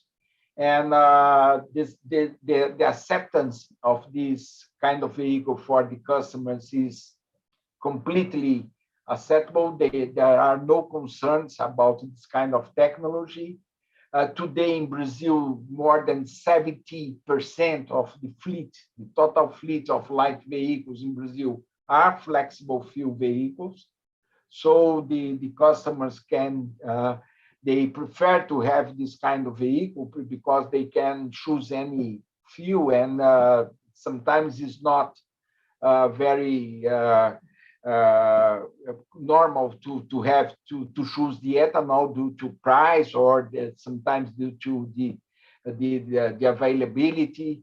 But the customers still in this situation, they prefer to have the flexible fuel because they can use the fuel they want, and when they resell the car, the price is a little bit better if the vehicle is a flexible fuel car.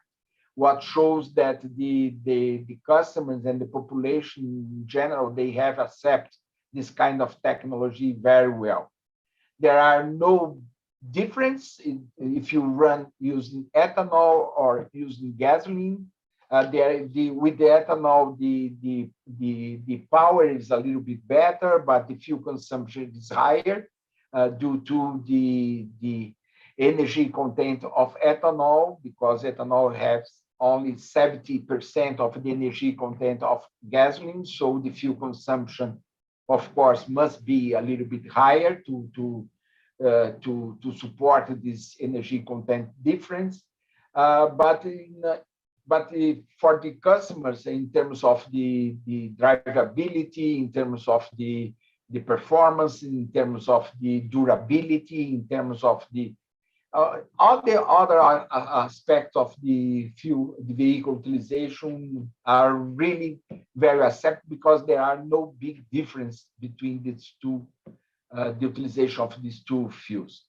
In terms of the environment, in Brazil, we have straight emission limits. We follow for the light vehicles, the American regulations in terms of the emissions. So we today have here very straight limits to be achieved with the vehicles, and it's possible to do that even with the flexible fuel vehicles. The technology is completely adapted to the new technologies. We have in the Brazilian market today, most of the cars already have direct injection engines, what means even the cold start of the vehicle, which in the past used to be a little complicated, because in the low temperature, the starts of the ethanol is not so good with like the gasoline, but with the direct injection engines and the high pressure of the injectors today, this is not a problem anymore. Today, the car can be started in any temperature, environment temperature, so there is no problem with that also.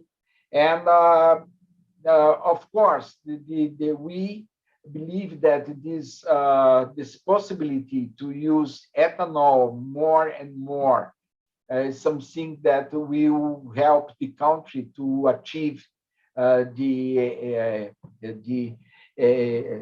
CO2 emission control. That is, for Brazil, is a really important issue to be achieved in the near future.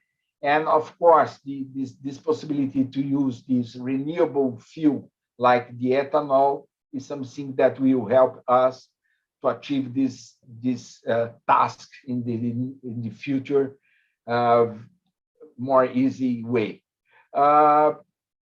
So there are some questions about the flexible fuel in terms of maintenance, in terms of the cost of the vehicle, something like that, which we see there is no problems with that.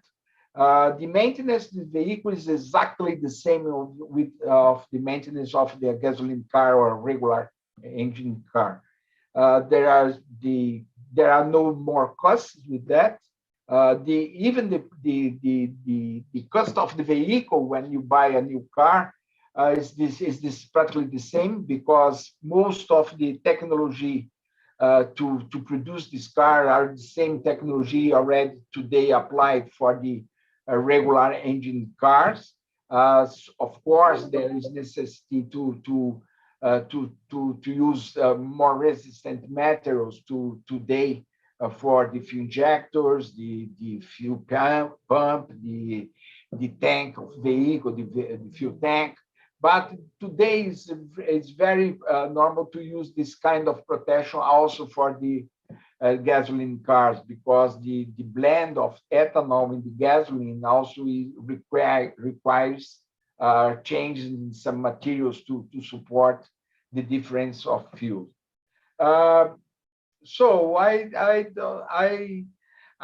see today that this possibility to have this kind of technology available in our country is something that really helps us to be more confident that we can achieve in the future targets in terms of the greenhouse gas limits or reductions or so.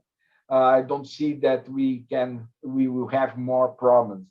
Even the combination of this kind of engine, the internal combustion engine, with electrical engines, like for the hybrid vehicles, for example, is already being done in Brazil. We have some automotive makers that already have in Brazilian market flexible fuel hybrid vehicles, what means that the car can run using ethanol, or in sometimes of running, they are using only the electric engines.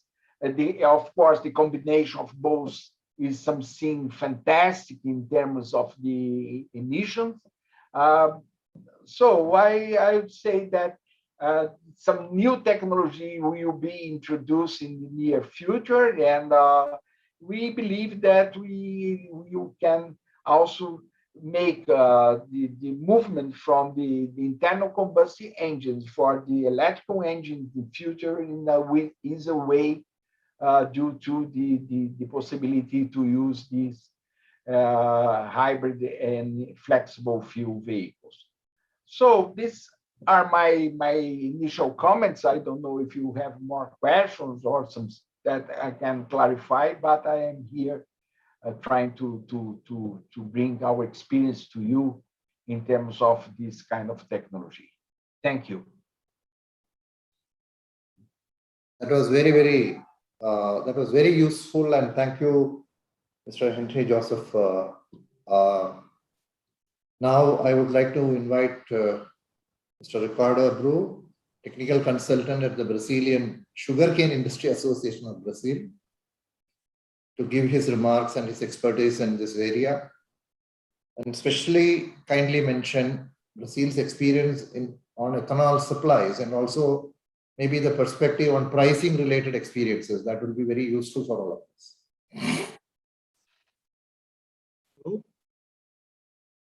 Hello. I'm very glad to be here and have this opportunity to talk to you about these ethanol issues. And I will start making use of the speech from my two predecessors. First, talking about the introduction of ethanol blends in India that has already been planned. And I think that a way to anticipate the use of these blends in a broader base is to anticipate the introduction of flex fuel vehicles. As Henry has already mentioned, flex fuel vehicles are for a long time already dominated technology. We don't have problems in using flex fuel vehicles, either or gasoline or ethanol. And by introducing flex fuel vehicles as soon as possible and as broad as possible, when you have the ethanol blends available, you have already a good vehicle basis to start using that. And there is no counter measures to be taken. Both fuels can work very well. The second point is, well, not only talking about the low carbon properties, this low carbon footprint of ethanol, but also in terms of engine technology. The ethanol fuel is a very good fuel for the engine. For sure, we have a different energy content, like Henry has explained, but if we measure the consumption in terms of energy per kilometer, we will have even better efficiency using ethanol, because the most important properties a fuel must have for running on internal combustion engine, mainly the modern internal combustion engine, are more advantageous for ethanol. Octane number, vaporization heat, and the power you can take from a given engine size, everything plays on ethanol side.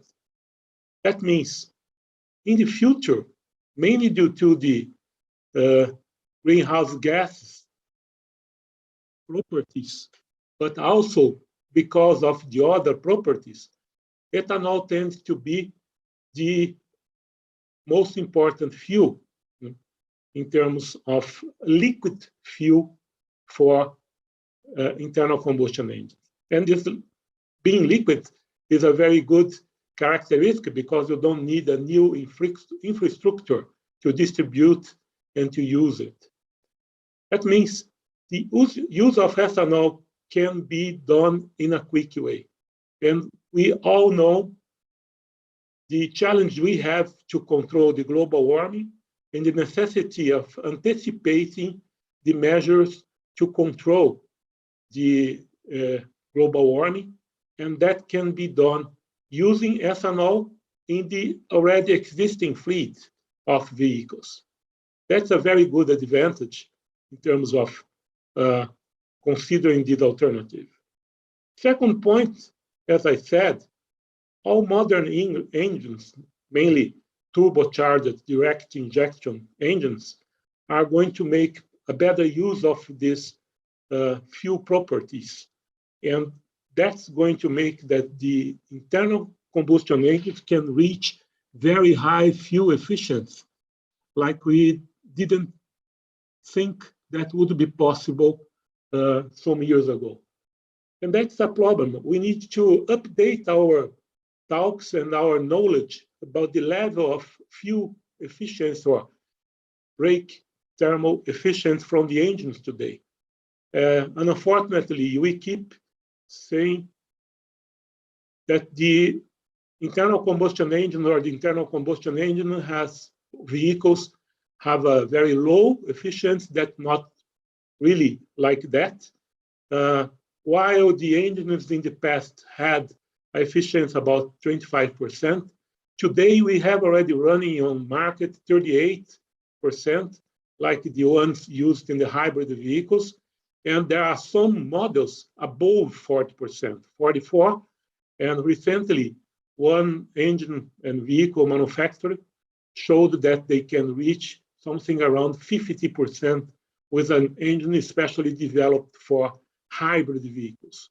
And in fact, flex hybrid vehicles are going to be very important in the future because you have all benefits of very low carbon emissions with the benefit of using a small battery. And we all know that battery manufacturing and battery raw material is a problem we are going to have to face in the years to come.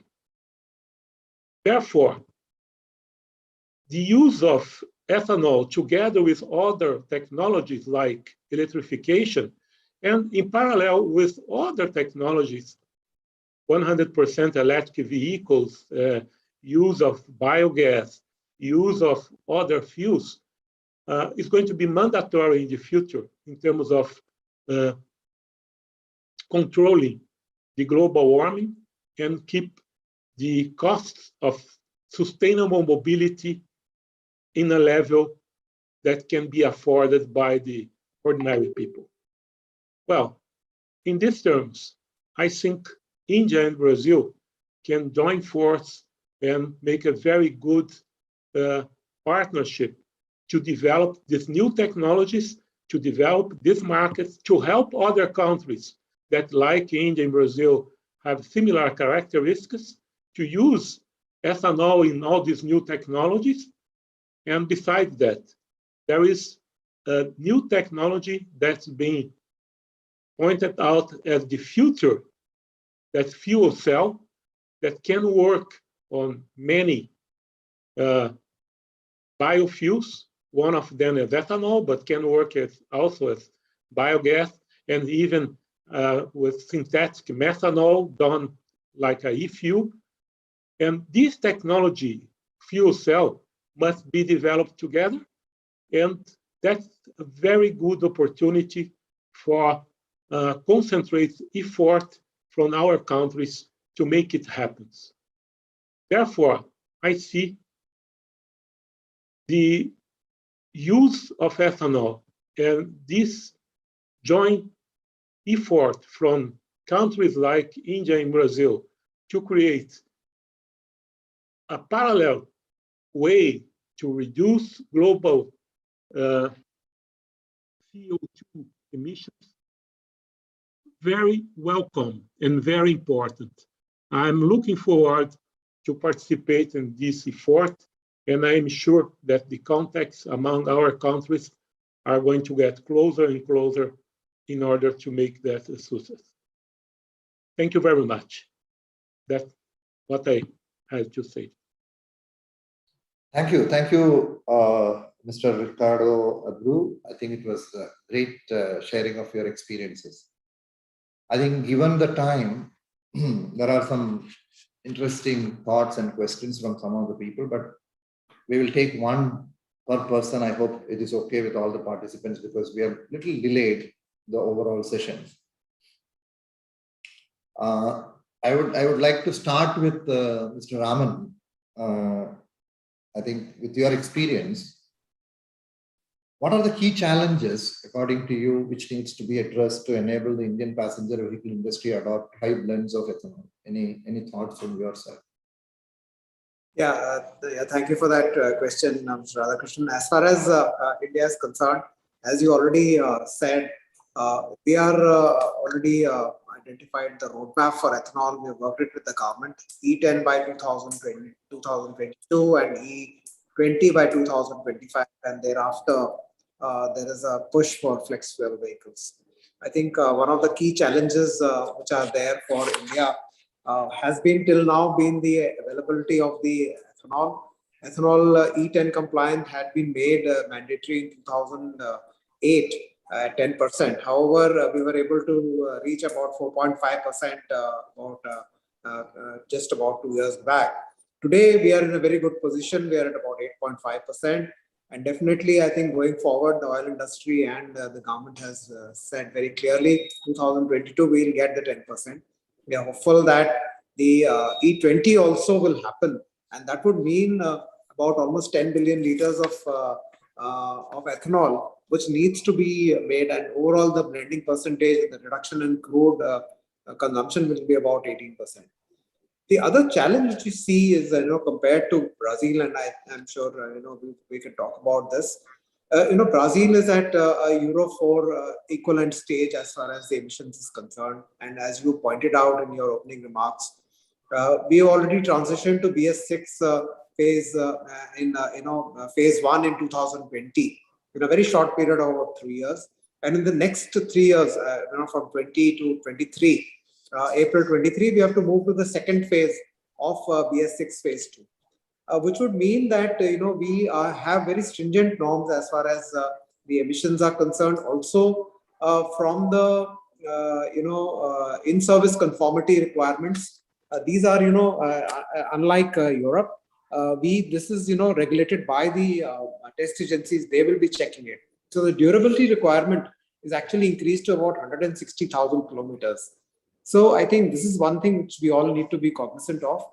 Industry has already made the commitment that 2022 onwards we will make 2022-23 we will make all our vehicles E20 compliant. So compliance is not going to be a issue as far as the material compatibility is concerned. But I think for the two-wheeler and for the four-wheelers, the challenge will be from the calibration perspective and tuning the vehicle for the higher blends. And that is something, because traditionally we have been working at, E0 and E10. We had to make the regulation meet at E10, but also meet the drivability available, at E0 also we had to tune so that the customer does not have a problem. So the same thing would happen in E10 to E20. But I'm sure the two-wheelers will have a little bit more challenge compared to the four-wheelers. Four-wheelers, we would be able to do that. The third point which I would like to make is about flex fuel. We don't have experience as far as India is concerned, but we are all going to work towards that. We are all evaluating that possibility, especially in the four-wheelers. Very limited or no experience, and some of our colleagues in the other OEMs who are operating in Brazil, yes, they have experience, and I'm sure we'll learn from the esteemed panelists here. The challenge will be in terms of the hardware changes which we need to do on the engine, and also making some of the specific hardwares like heated fuel rail and so on and so forth. India has other challenge about lower operating temperatures. We have to also check at -15 degrees, because in India, in some parts of the country, it goes minus. So I think which may be a little different from what is Brazil. So I think these are some of the challenges which we are seeing. Having said that, E10 and E20 compliance for the automotive industry is a direction which is very clear. Flex fuel is something which we are all investigating, working, and doing the feasibility study and seeing how we can do this. And last point is, of course, availability of abundant ethanol is also one point which we need to look at for E85 compliance, because portability of vehicles is important across India. We should be able to sell anywhere in India, but there is maybe availability of surplus ethanol in certain states, and so so that's something which we need to also work it around. So these are my comments on that. Thank you, Raman-san, once again. There are many questions, but I would like to restrict one per person, because we will have opportunity to meet this eminent panelist later also. Mr. Henry Joseph, I think with your experience, when Brazil went for adopting flex fuel technology, I'm very sure there were major incentives and support given to the auto industry. So if you can kindly highlight some of the key learnings and like to prescribe to the policy makers in India, what kind of the transitions and how they support this change smoothly. Again, you are muted. You are muted. Sorry. Well, in the beginning of the ethanol program in Brazil, the automotive industry really had some incentives to produce this kind of vehicle. At that time, it was assured a difference in terms of tax between the gasoline cars and the ethanol cars, in order to be possible to have the ethanol cars at the same final price of the gasoline cars in the market. This happens because in the beginning it was necessary to change some parts of the vehicle to protect, and at that time the ethanol cars were a little bit more expensive than the gasoline cars. But this happens 40 years ago. When we introduced the flexible fuel cars in the market, the difference, the incentive already was given to the engines to be possible to introduce the flexible fuel cars, also because the technology is what was a little bit expensive, and a difference of 5 points percent of in the tax was applied at that time. But a few years later, when we start to produce the 1-liter engines in the Brazilian market, and this kind of vehicle had a big support from the government, from the population, for this kind of vehicle, which we used to call popular cars, there was not difference in terms of tax for the flexible fuel. Today, we still have some difference, but this is more to support this kind of technology in the market. But we today we are having this big discussion about to have also some incentives for the electrical cars, for the hybrid cars, because this new technology to be possible to introduce in the market, we know they need to have some kind of support to be possible to achieve the customers. And but today for the flexible fuel cars, there are no much big incentives anymore. Also, on the other point of view was the incentives for the ethanol producers. That in the beginning, many years ago, it was established a limit that 65% of the price of the gasoline for the ethanol. But this also was removed. Today, we don't have any kind of incentives for these kind of fuels. The taxes are practically the same for the gasoline and ethanol. So I don't see today that we still have many government incentives for this kind of technology in the Brazil. Well, I guess that is. I don't know if I have answered your question. Thank you, Mr. Henry Joseph. And I have one question to Mr. Ricardo Abreu. I think there are roles played by various stakeholders in the industry in creating this ethanol economy in Brazil. Anything you would like to highlight to all of us? Some of the important contributions by every stakeholder in this journey? I think when we talk about ethanol nowadays, we talk about well-to-wheel, right? Or life cycle analysis. That means in terms of using low carbon fuel, we need to look at the whole chain, not only what happens in the exhaust pipe. Talking about carbon emissions. But the same concept should be applied for everything else. Sustainability is not only about environmental issues. Sustainability is talking about environment, economics, and social issues. And when you look what kind of benefits the use of biofuels in a general sense can bring for a country in terms of jobs, creation of jobs in the plantation of sugar, what kind of benefits the cities that are developing this economy can have. The most developed cities in Brazil in terms of social index are the ones where sugarcane is planted. Around these cities, more than 1,000 cities have a very good level of social and economic levels due to the spread out of this biofuels technology. It's different from